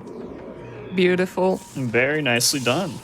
Thank you. Yeah, this is actually quite tricky because there are some parts. Well, first of all, calibrating there is always a scary moment, at least for me, because for some reason the devs thought it was a good idea to make split, like the move that makes us slam downwards, a forward input, and caliber is a back to forward input. So if your back input gets eaten, or you do it at a slightly wrong angle, you do a split instead, and you end up in the Shadow Realms.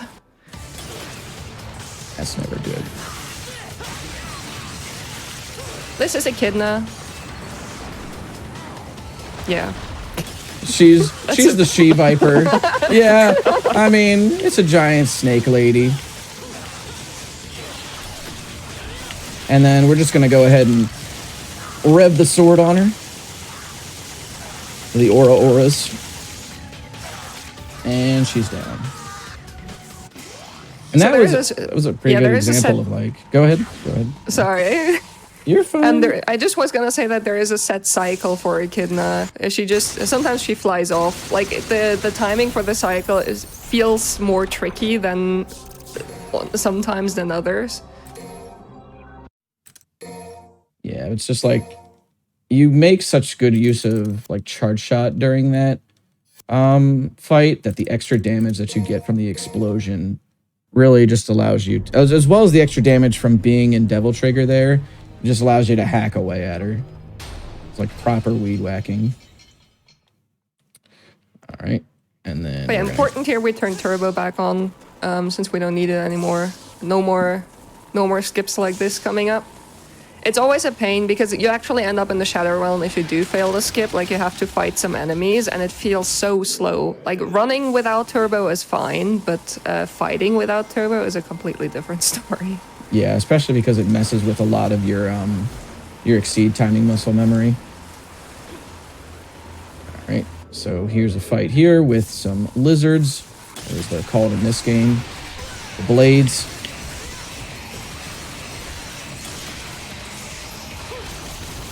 Oopsie. Excuse me. Thank you. Alright. So, it'd be nice to no damage this, especially after the rough start that we had. But if we don't, then it's not the end of the world. This is pretty much just going to be like running through a puzzle, like a puzzle in a forest. And the puzzle in this forest is that you have to run in the opposite direction of the shadows. I forget the exact text that's on the stone like statues here, but it essentially guides you in the different directions that we're about to head. And it's always the same on every playthrough. So you just basically have to run through like 3 or 4 different screens that are all canned, and then we're going to go to the boss fight, which leads us into describing the next boss, which is Credo, which is one of my favorite bosses in all of action games. He's incredibly fun to fight casually or like on higher difficulties. We're going to be trying to manipulate him to allow us to do certain setups. I think that I have this good. Yeah, okay, good. We're going to grab a move called Showdown. The good old 60 proud souls. Calculate it. Absolutely. And Credo has actually transformed into an angel, courtesy of the Order of the Sword. He has ascended, as Chaos said that they thought it was, but he is really just a demon. We're going to throw his spear back at him. And then hopefully he doesn't move. There we go. Thank you. Nice. So yeah, what we're doing here is essentially we try to get in charge shot for you whenever we have it to deal some damage. We also try to usually hit him and then just get rid of his shield, and then we can, or well, we try to hit him and then just buster him, which also does a little bit of damage. But what we mostly want to do is, get in those showdowns whenever we can. Go. You should go on his knees here now, because he always does that when he's at 3 bars. And he's gonna go down. Bonk. He's our stepbrother, by the way. Or Nero's stepbrother. And he went down with no damage, fortunately. So that's great. Oh, yes! I did again play that a little That was safe. a pretty sick fight. Yeah, that was a little safe, but I didn't try to force anything because I really did want to get that no damage heading into the next part of the game. Because the Proud Souls that we're getting now are going to help out the next character that we're going to play when it comes time to buy their abilities. So heading into the Angelo fight here, it's going to be a group of 3 of them. We're going to switch the camera around and then hit this guy with a spinning pile driver, courtesy of Zangief from Street Fighter. And then hit him with a charge shot. Now he should be dead. No, he's not dead. Okay, that's fine. And then we're going to just hit his buddies here with some good old air combos. Excuse me. So what we see here for the first time is a different type of Angelo. I forgot, are they called Scudo Angelo, or is that They're DMC5? That's DMC5. These guys are called the Bianco Angelos, the gold ones in yeah. this. Yeah. Right. So when they're a group of 3 and one of them is a Bianco Angelo, they actually get a different moveset. They have some attacks that they can do together. One of them we will hopefully see here, that is like a big charged ball that you can shoot back. We're not gonna see it here, we're instead gonna see another move where they self-destruct. So we'll actually have to fight the Bianco Angelo, unfortunately. Which is fine here. Here is not the worst part to not get the ball attack. There is like Dante's first mission where you don't have a lot to work with will be the one where we really want it and hopefully get to see it. Because it's really cool just throwing it back at them and they all explode. Yeah, that's actually the first time in a little while that they haven't given it to me there, so they must know they're on camera. So upcoming here is the reason why we bought Exceed 3. It's a elevator skip.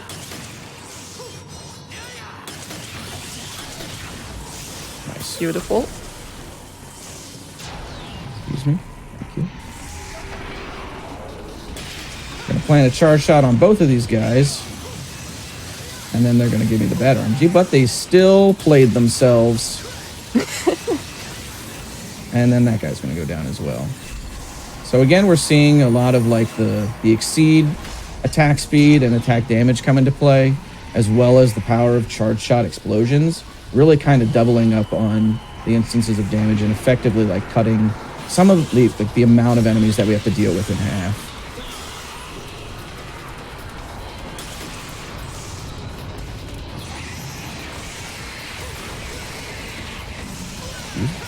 All right, here we go. That's going to be the last fight there. Now we're going to be on to the boss. This is the guy that was behind the window earlier. Again, his name is Agnes, but I think it was Maxie that called him Senor Fly. Maybe it was him. I don't remember. Maybe it was somebody else that I know. No, I don't think that was me. Oh, damn. Actually, no, that was another a runner of the game named Tech Theist. He called him Senor Fly.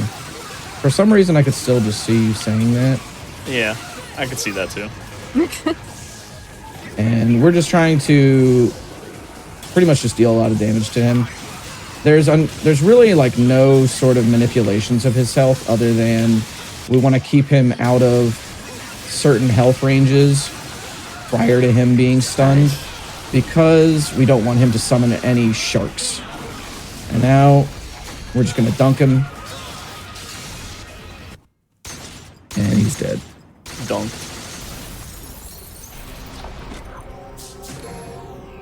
Yeah, so Agnes has like especially he has an attack where he uses like shark seed summoned and to like spin around and it deals a lot of damage. It can sometimes one-shot you when you're like up against the wall or something for some reason.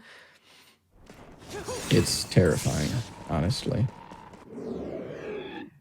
All right. So we were go ahead. introduced to the upgraded version of the Angelos earlier. Here we're introduced to the upgraded version of the Mephistos, which is like the normal cloaked enemy here, and the one with the big nails is called Faust. They have quite a lot of health. They don't actually go down with one charge shot, unfortunately. They also have a beard when they're in like insect form for some reason.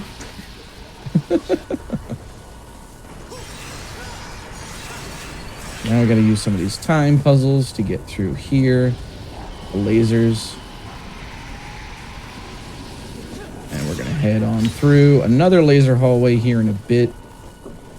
And I think at the end of this hallway is going to be another pretty big skip. Where we're going to, again, use some momentum mechanics to skip over an area of the game. And it's going to be a fight with another set of Mephistos and a Faust. That costs, I think it saves about like 2 minutes or so to not get that fight. So just going to take our time through here. Thank you. Good old DMC platforming. Yep. All right, here we go.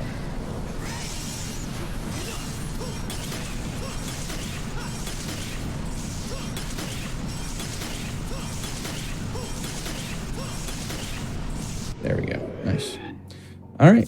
So now we go over that blade there. We don't get slap chopped. And we get over the fight. So nothing doing. We're moving on. This, I think, is actually the first instance of us using a holy water in the run. And we're going to use it to take out 2 Bianco Angelos. Fighting these enemies normally would be a pain. due to how much health they have and how hard it is to combo them regularly. And also, we now get to fight Dante. Yeah, this in a casual playthrough is actually the hardest fight in the game, I think. At least it was always to me. No, it's pretty common for people to be like, "Wow, Dante was really hard." I had the same issue. Fortunately, Yeah. he also gets dunked by Devil Trigger grabs into charge shot there. That was like. So in the pretty speedrun, successful. it may be the fastest boss fight we have, actually. I think so, actually, yeah. Here is another pretty big skip. This is going to be mostly Nero's height gain tools, similar to the elevator skip that we saw earlier. Okay, game? Cool. How many just get hung up there?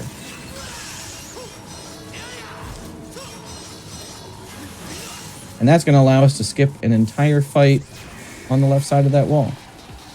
So we I don't just gotta fight realized we're them. mostly skipping Mephisto fights here, Yeah, it's as well as earlier. it's pretty great, honestly. I would prefer to not fight them because, like, Lady has to do that fight, and it's something else because that, like, especially because those enemies, it's hard to really garner a lot of consistency from those fights since they move so out of they move out of bounds so readily.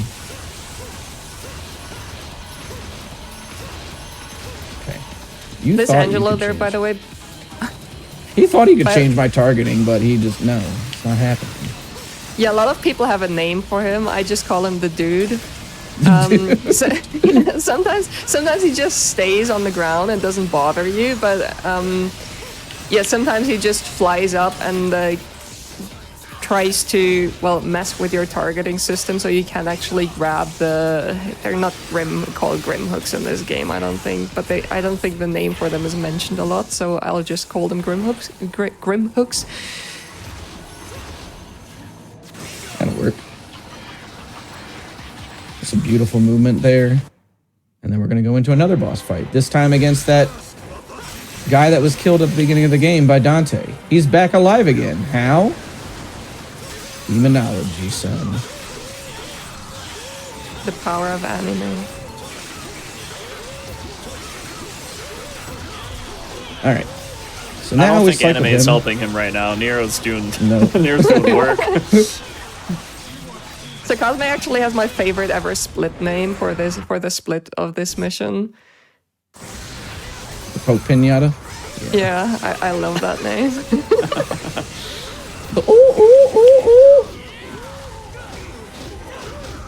And now he's going to get done and dusted here. So unnecessarily brutal. Also, notice earlier that we were in devil form, and Nero said, "You are the demon, not me." Just the irony of that is incredible to me every time I hear it. He just doesn't know yet. Nope, he has no idea. He's got to wait a whole nother game. All right, so now we're also going to use the EX costume here for Dante, or the alternate costume here for Dante. This is based on his dad, Sparta, that we've mentioned a couple of times. It's a pretty sweet-looking purple suit. So if you were hoping to see Dante's, signature red coat this run, I'm sorry to disappoint you, but the purple coat is great. We're a little off of the enemy step by there, but we'll be able to get it next mission. We bought a bunch of stuff for Dante. That was the biggest buy in the game right there. Yeah, it's huge. Yeah, so the Proud Souls carry over between the characters. So we just have a lot of Proud Souls stacked up whenever we start playing Dante. But yeah, what happened here was Nero fought the Pope. And he first won, but then he actually lost. So Dante has to pick up the pieces and has to go save Nero now. Yeah, and basically, like, what Dante is also doing is closing the Hell Gates across all of the city that we're in, called Fortuna. Nero fought the enemies outside of the Hell Gates, but he didn't actually destroy them. So that task is left up to Dante. And this is actually sort of how the game justifies you going backwards through everything with Dante, which, as far as plot points go for backtracking, it's not the worst I've ever heard, to be honest. And not to mention that they also made this game on a pretty small budget. It was the same budget that they got for DMC3. And when they were making the game, they said that they really wanted to focus on making sure that the combat was satisfying to do in lieu of just having new areas to go through. And I really think that they succeeded in making the game a lot of fun despite those limitations that they had in terms of the budget. So I applaud them continuously for it. Oh yeah, I mean, you can see that just by how many style players still play this game. Because a lot of them like to play with the momentum mechanics in this game. But even for me, DMC4 may be my favorite in terms of combat. That's great. Oh, there's the ball. There's the ball. We got it. Nice. Let's go. This is the one place where you really, really want it, because we don't have that much to work with yet. Because even though we bought a lot of things for Dante, Dante always feels a bit stunted as long as he only has one weapon. Now we're getting up to every DMC1 player's favorite part of the run. Oh There yeah, we go. that's the stuff. Yeah, so, well, with Stinger, so all those things you bought, you got Stinger level 2, you got Charge Shot 1, you got Speed. We got the Trickster. We got Trickster level 3. We got the Sword we maxed Master? out. We maxed out Sword Master. Yeah, We got Get More Orbs, Air Hike. We got Trigger Heart, which increases the duration of our Devil Trigger, and now we're gonna get Enemy Step, which allows us to jump off of enemies and do cool things like jump cancels. So in this mission, there is another puzzle, or like to me, it always felt random. It wasn't actually that long ago that I heard the explanation for this puzzle, because we have all of these, like, we have this purple smoke and that teleports us to different parts in the game. And for most people, I feel like they just trial and error at it, and because it's always the same route you can take. You just, at some point, you just know which route works. But supposedly, you can actually hear Echidna's voice coming from the smoke, and you're supposed to go that direction. That is, as far as I'm aware, correct, yeah. Which I honestly didn't pay attention to hearing her voice. I thought she was just kind of popping up randomly for voice lines, so it never seemed like an audio cue for me. Yeah, same. It's also odd because usually the puzzles have some sort of text to them. So here you don't really realize it's a puzzle because there is no text. Yeah, it's an audio hint, not a visual hint. I never knew that too. Like even after playing this game for like the 4th, 5th time, I just never noticed. But now we have to go and get through the Forest of Ruin again. Forest of Ruin, kind of the same deal with Nero. It's going to be a different path, but it's, again, the same the entire time. There is, like, one cool thing in this that we do, which is immediately turn around right here and then stinger back through the door. For some reason, I always just find that satisfying to do. Oh yeah, same. It's like, for some reason, it's really satisfying to just turn around and stinger into it. You know me, I hear Stinger, I'm pleased.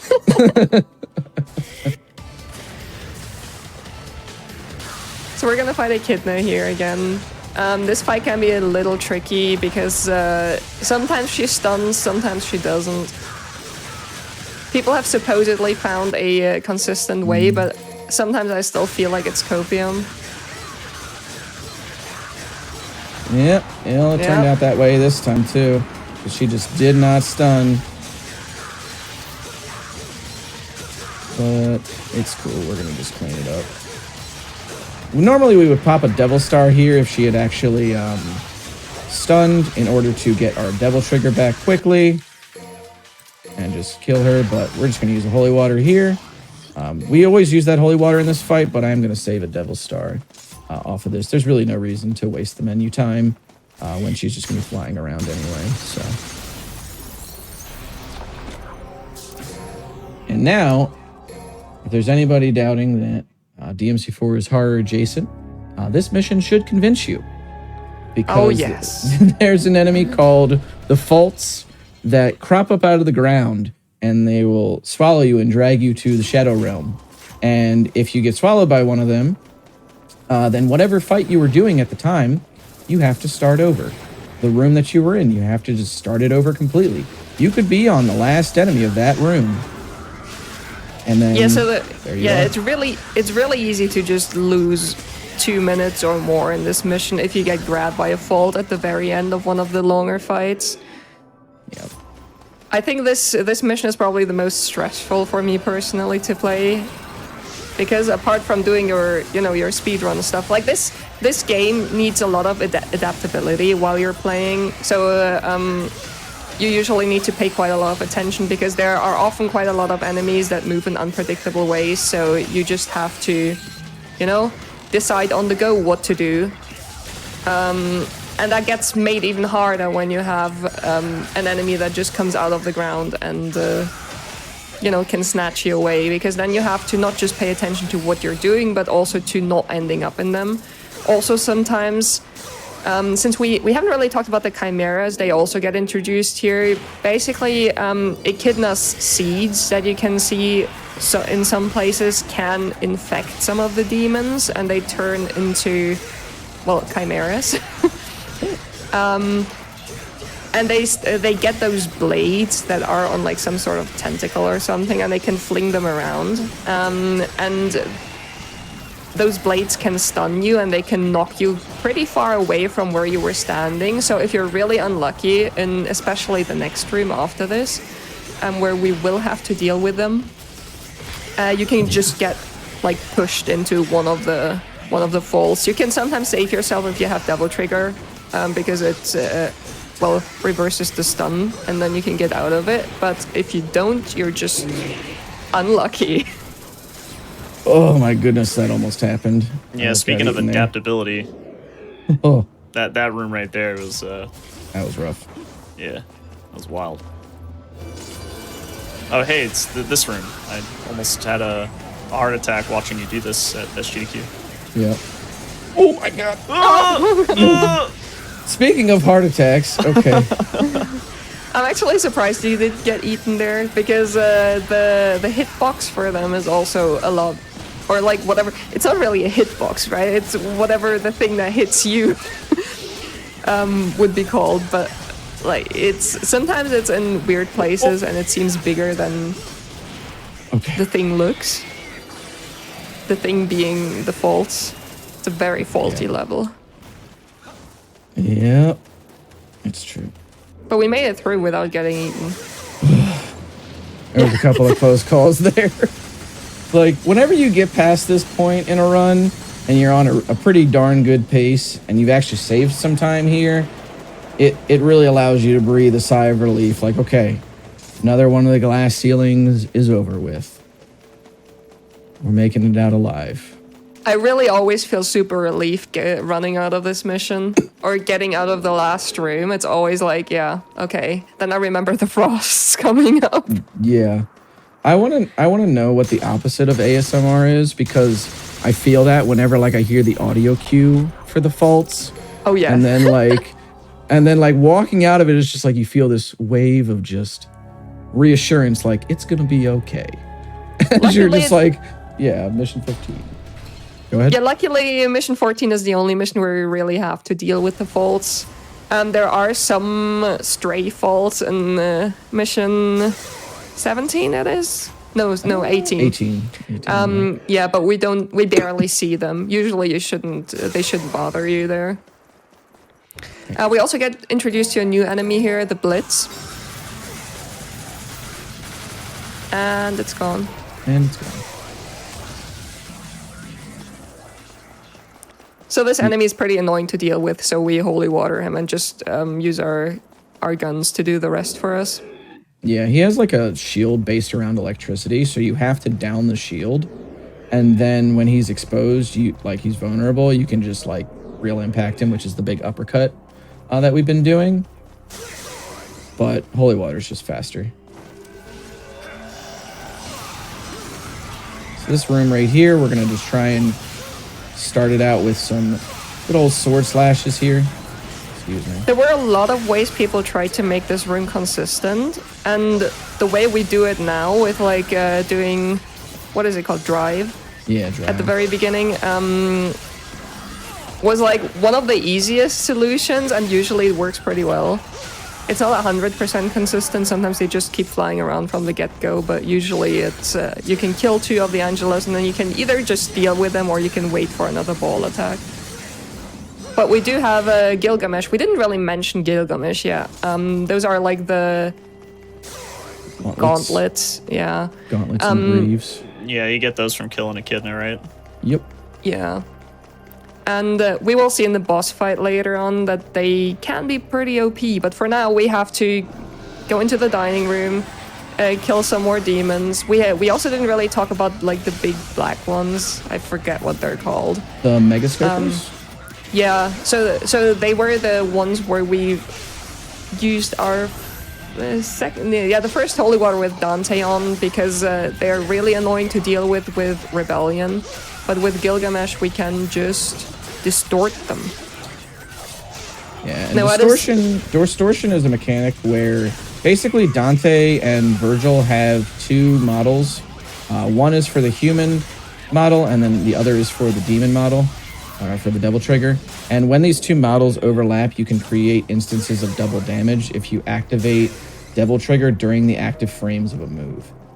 So you can activate and then deactivate it during the last 2 hits of real impact to create multiple instances of double damage. And we also do this on some of like the dash punches with this is not good. Okay. Never mind, we fixed it. I can fix them. Yeah, so this is the frost room I was talking about. This room usually goes all right, but when it goes south, it goes very wrong. I've died in this room, I think 3 times by now. And the thing with Dante is, since he's playing the game backwards, and you can kind of tell in some spots that the game isn't really optimized for this direction, some of the checkpoints are pretty far away. So if you die in that room, you actually have to do the mission from the beginning. Also, Oh, it's from the beginning? platforming skip. Yep. Yeah, the platforming skip is tight. Yeah, it looks so satisfying. It's not huge, but it's so nice. And we're going to take out another blitz here, and then we'll see if the frog is actually going to be nice to us, because this is the second fight with the frog here, and we want to get a certain attack so that we can take the crystals off of its head and then hit it with real impact. So we'll see what it gives me. Oh, well, I'm just going to wait it out here. All right, come on. Come on. So this is what I meant when I said the frog sometimes cooperates and sometimes he doesn't. Oh, thank you. Ah, there we go. Just gonna do some And now you kicks can to his see head. this distortion in all its glory. Yeah. Boss is dead.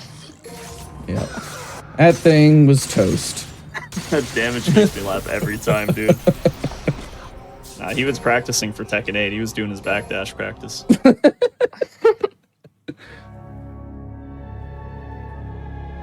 All right. So in this next skip here, this is a skip that was found, I forget which year, but it's a great skip. It's like probably the coolest trick in the whole game. Not to hype it up too In the much or series. anything. It's one of the coolest tricks in the series, yeah. I was gonna say, yeah, that's probably true. This is called Zenbu Skip. It was found by a guy named One Sanitarium. It's also called Gas Skip by most of the community.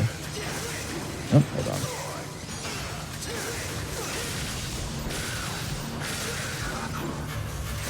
There we go.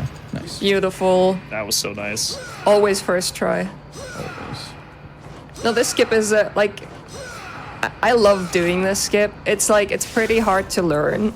But once you get the hang of it, it's usually you don't fail it. But this is a thing I really like about DMC4 in general. I really like the skips in the whole game.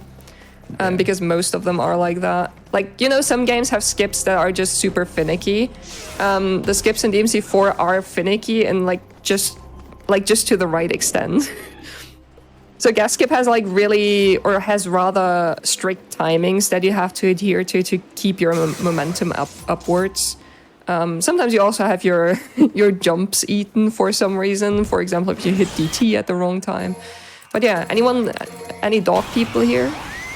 Oh, they're gone. I'm more of a cat person anyway, so. Same. Shout outs to Bitty Kitty. Yo. All right. And so now worth noting, by the way, that we just skipped like 2 minutes of the level because we would have had to run all the way back through those labs that Nero was in earlier. But there would be like poison gas everywhere, and that gas can take you down to 1 HP, but it cannot kill you. All the same, though, it does make some of the fights in that section, and we're just running through some of those areas, a little more dangerous. So being able to skip it is great, and that skip actually brought a bunch of people like back to the run, and it also made the run a heck of a lot more fun because now we didn't have to deal with this really annoying section of the game. Grab this right here. A little more red orbs from the red orb crystal. We're going to go ahead and refund one of the skills that we bought to do the skip, which is a great feature of this game, is being able to refund abilities that you don't need. This actually is a way to actually fix your like move route if it's a little off track.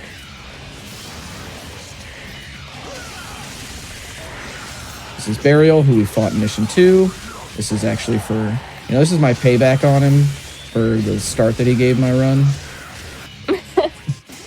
And he's down.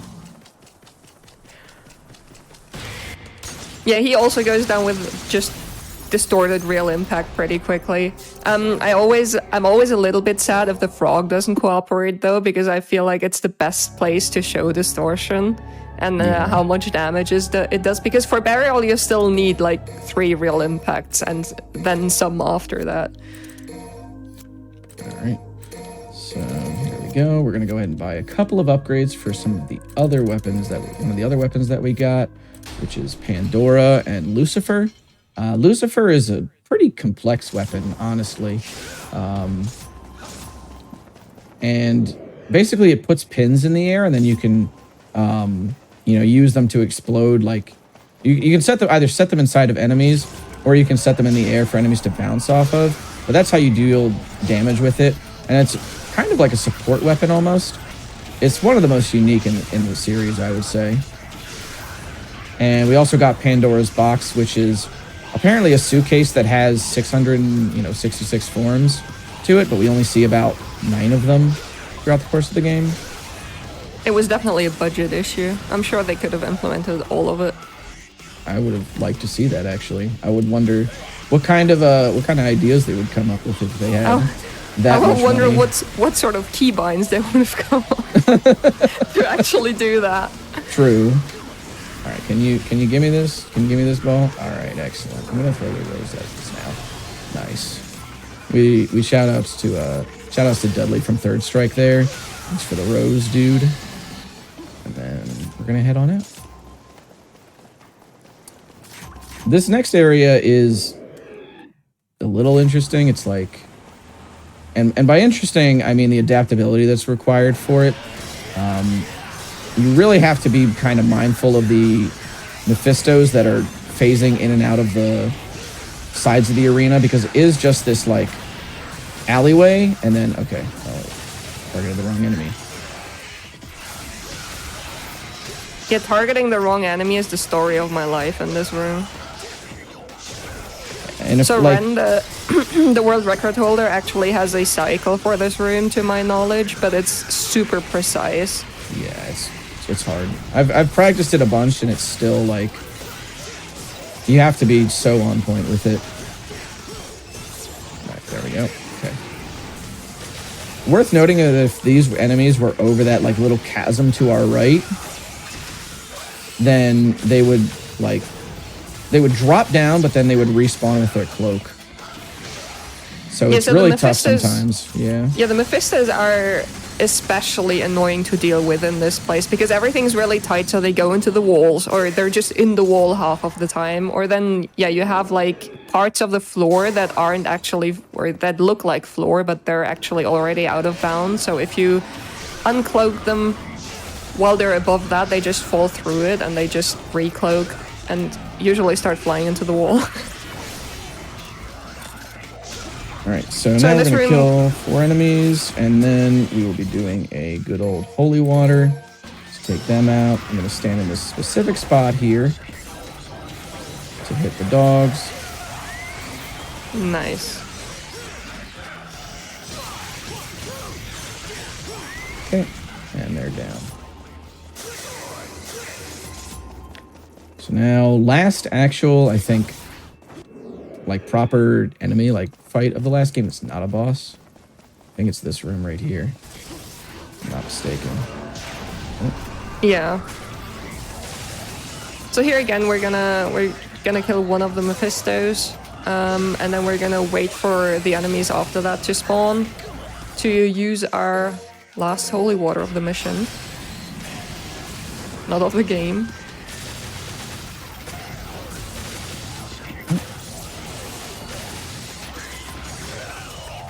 This guy's gonna go down. Just some distorted real impact. Yeah, what's coming up here is probably the hardest boss fight of the game. There were several iterations of like different cycles. I know that Ren tried to find something that is consistent and not super hard. Cosmic's going for the hard way, and he got stunned there. That's unfortunate. So sometimes this is one of the reasons why this fight is hard. It's because it relies a lot on distorted hits, but sometimes you deal just a little too much damage, and Agnos gets stunned in places where you don't actually want him to get stunned. And the other scary part is that we don't upgrade our health throughout this mission, like at all, or throughout the run at all. So this attack right here can actually one-shot you, and sometimes, usually it doesn't, but sometimes it can. It deals a lot of damage. He's still going down fairly quickly here, so good job. All right. Well, that out of the way, we are actually coming up on our last mission with Dante. This is going to feature the statue that we saw from Mission 11, whose hand I kind of swatted out of the way to complete the last phase of the Pope Pinata. This guy is more of like a puzzle than an actual boss fight. And once you understand the puzzle, it's pretty much the same every time. It's a Bayonetta boss. That's true. So we're going to knock him down with the Pandora Cannon. And then we're going to destroy these crystals. This really Yeah, is right. a Kamiya moment, dude. he didn't work on the game, but like this is such a Kamiya moment. Yes. Okay, thank you. He was there you in were gonna- spirit. Oh, for sure. Guiding their hands to make the boss. He's like, oh, my children. Puzzle boss. All right. So now that part's over. We're going to stand right at the back of this platform here, which will manipulate the boss's actions and give us this attack. And we're going to, well, I'm going to shoot these things. And then we're going to use the gunship to destroy these last 2 bits here, which will guide us into the last phase before this boss actually gets a health bar. And it's going to do this big cannon here, big laser beam. Yeah, we're gonna And- pay that right back in a moment. True. All right, here we go. Yeah, we're gonna do some damage here to the boss before we actually get to use our swords, or in our case, mostly Gilgamesh on him. Because, guys, have you heard of distortion? Oh, Oh, that happened. Huh? that's unfortunate. The hitbox wasn't quite there yet. Can you? Okay. That's fine, I guess. That's fine. All right. So we can just knock him down right here and then take him out like this. So that's kind of unfortunate because you can destroy that boss even faster, but the dash punch there just kind of whiffed. So nothing doing. Moving on to the final stretches of the game. We'll be wrapping it up with Nero. Nero's actually, I think, inside the statue right now, climbing his way to the top to save his girlfriend Kyrie. Who we don't really see in the run at all, do we? Yeah, we don't see No, her we at don't. all. Which It's fun just fact? like DMC5. Which fun fact? So Nero is played by Johnny Young Bosch, who plays Ichigo in Bleach, and then Kyrie is played by the woman, I forget her name, that plays Orihime in Bleach. So parallel universes basically. So any Bleach fans out there, you get some service here. All right, so here we go. So we get to play the dice game in this mission again. This mission is a boss rush, which is something that DMC has always done. Pretty much. Fight Burial next.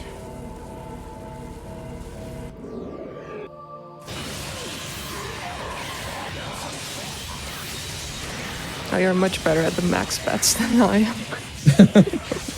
I am mortally afraid of missing those in a run, so I'm glad whenever I get to hit them. I have resigned to I just keep missing, especially the second one for some reason. So MaxBat has a bit, and the Showdown as well has a difficulty that you have to press two buttons at the same time, and there is like no sort of buffering going on, so you actually have to press them at the same time. Yep. And that was also a payback for Burial for earlier. Yeah, See you what's gonna taunted that happen man. Yep. And that is actually done specifically so that we have enough. Ooh. Okay, here we go. I was gonna say it's actually done specifically so that we have enough Devil Trigger to do 2 more shockwaves to this guy, also known as Max Bet.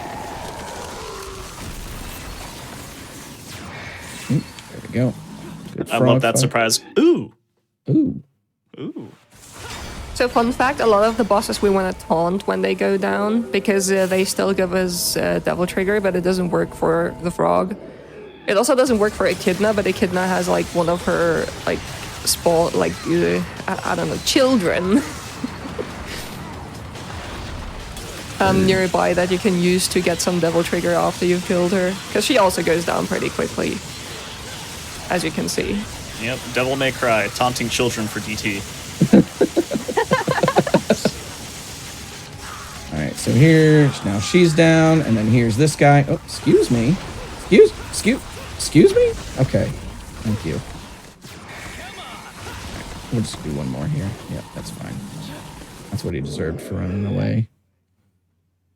All right, there we go. And then now we're on to Agnes, which is the second to last boss. So in total, we've fought most of these bosses about 3 times. Unfortunately, we don't fight the best boss, Credo. We only fight him once. But he is actually killed by the Order of the Sword in the story, so makes sense.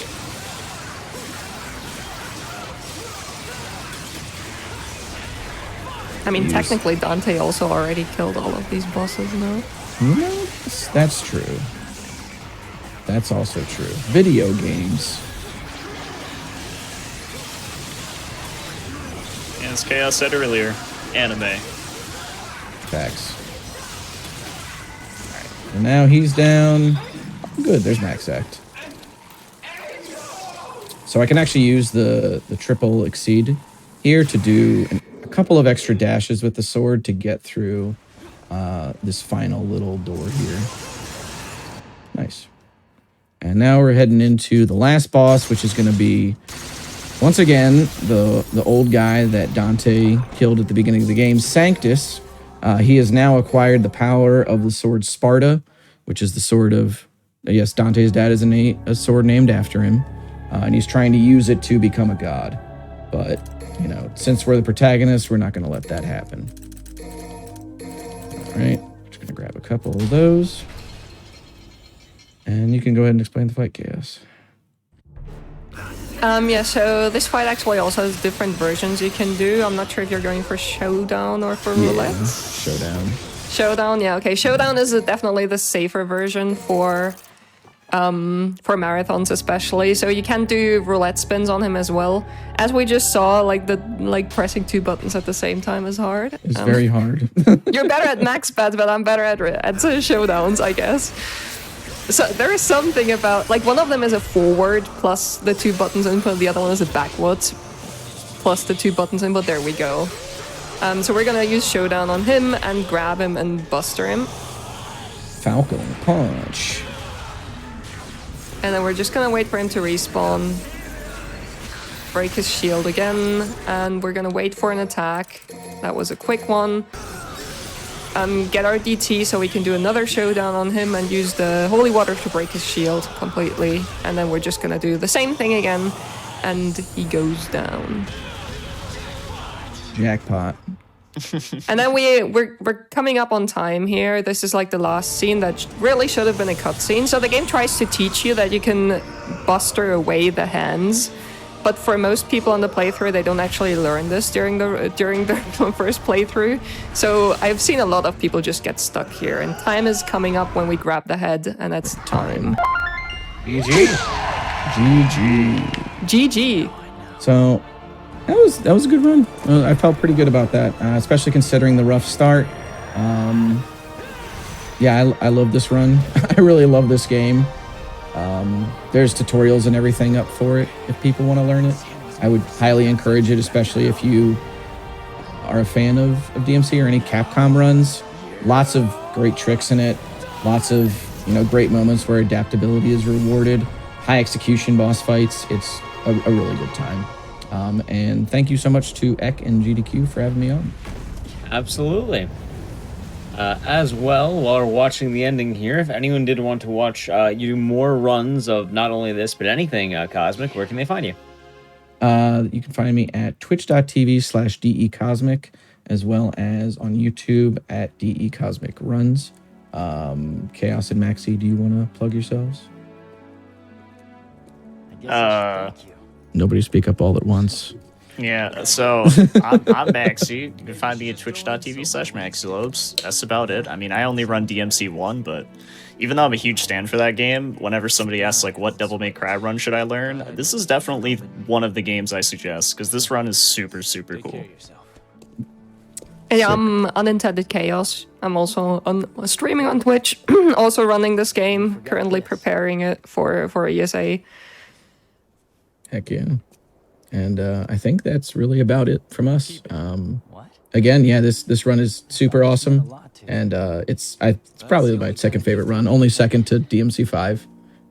But it's one that I can just run again and again. So, yeah, it's great.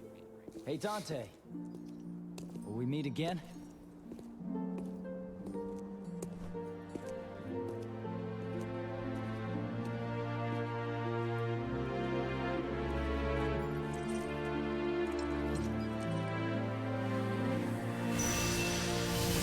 Oh. He's now got the sword. So, is this the end? Oh, hey, we haven't seen her the whole game. It's Kyrie. That is indeed Kyrie. You don't even see her in the ending of DMC5. She just doesn't have a model because they ran out of money. I am still alive, right? Yeah.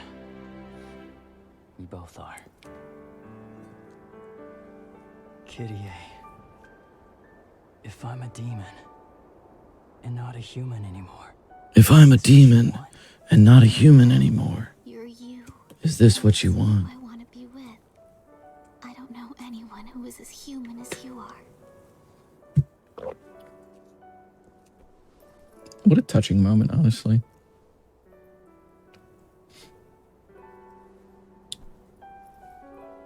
I mean, for Devil May Cry games, yeah, this is like up there.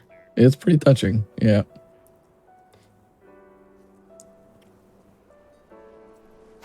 And then nope.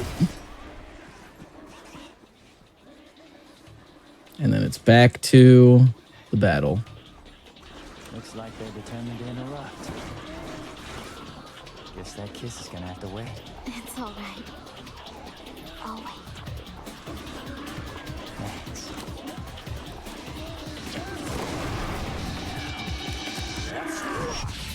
Let's rock.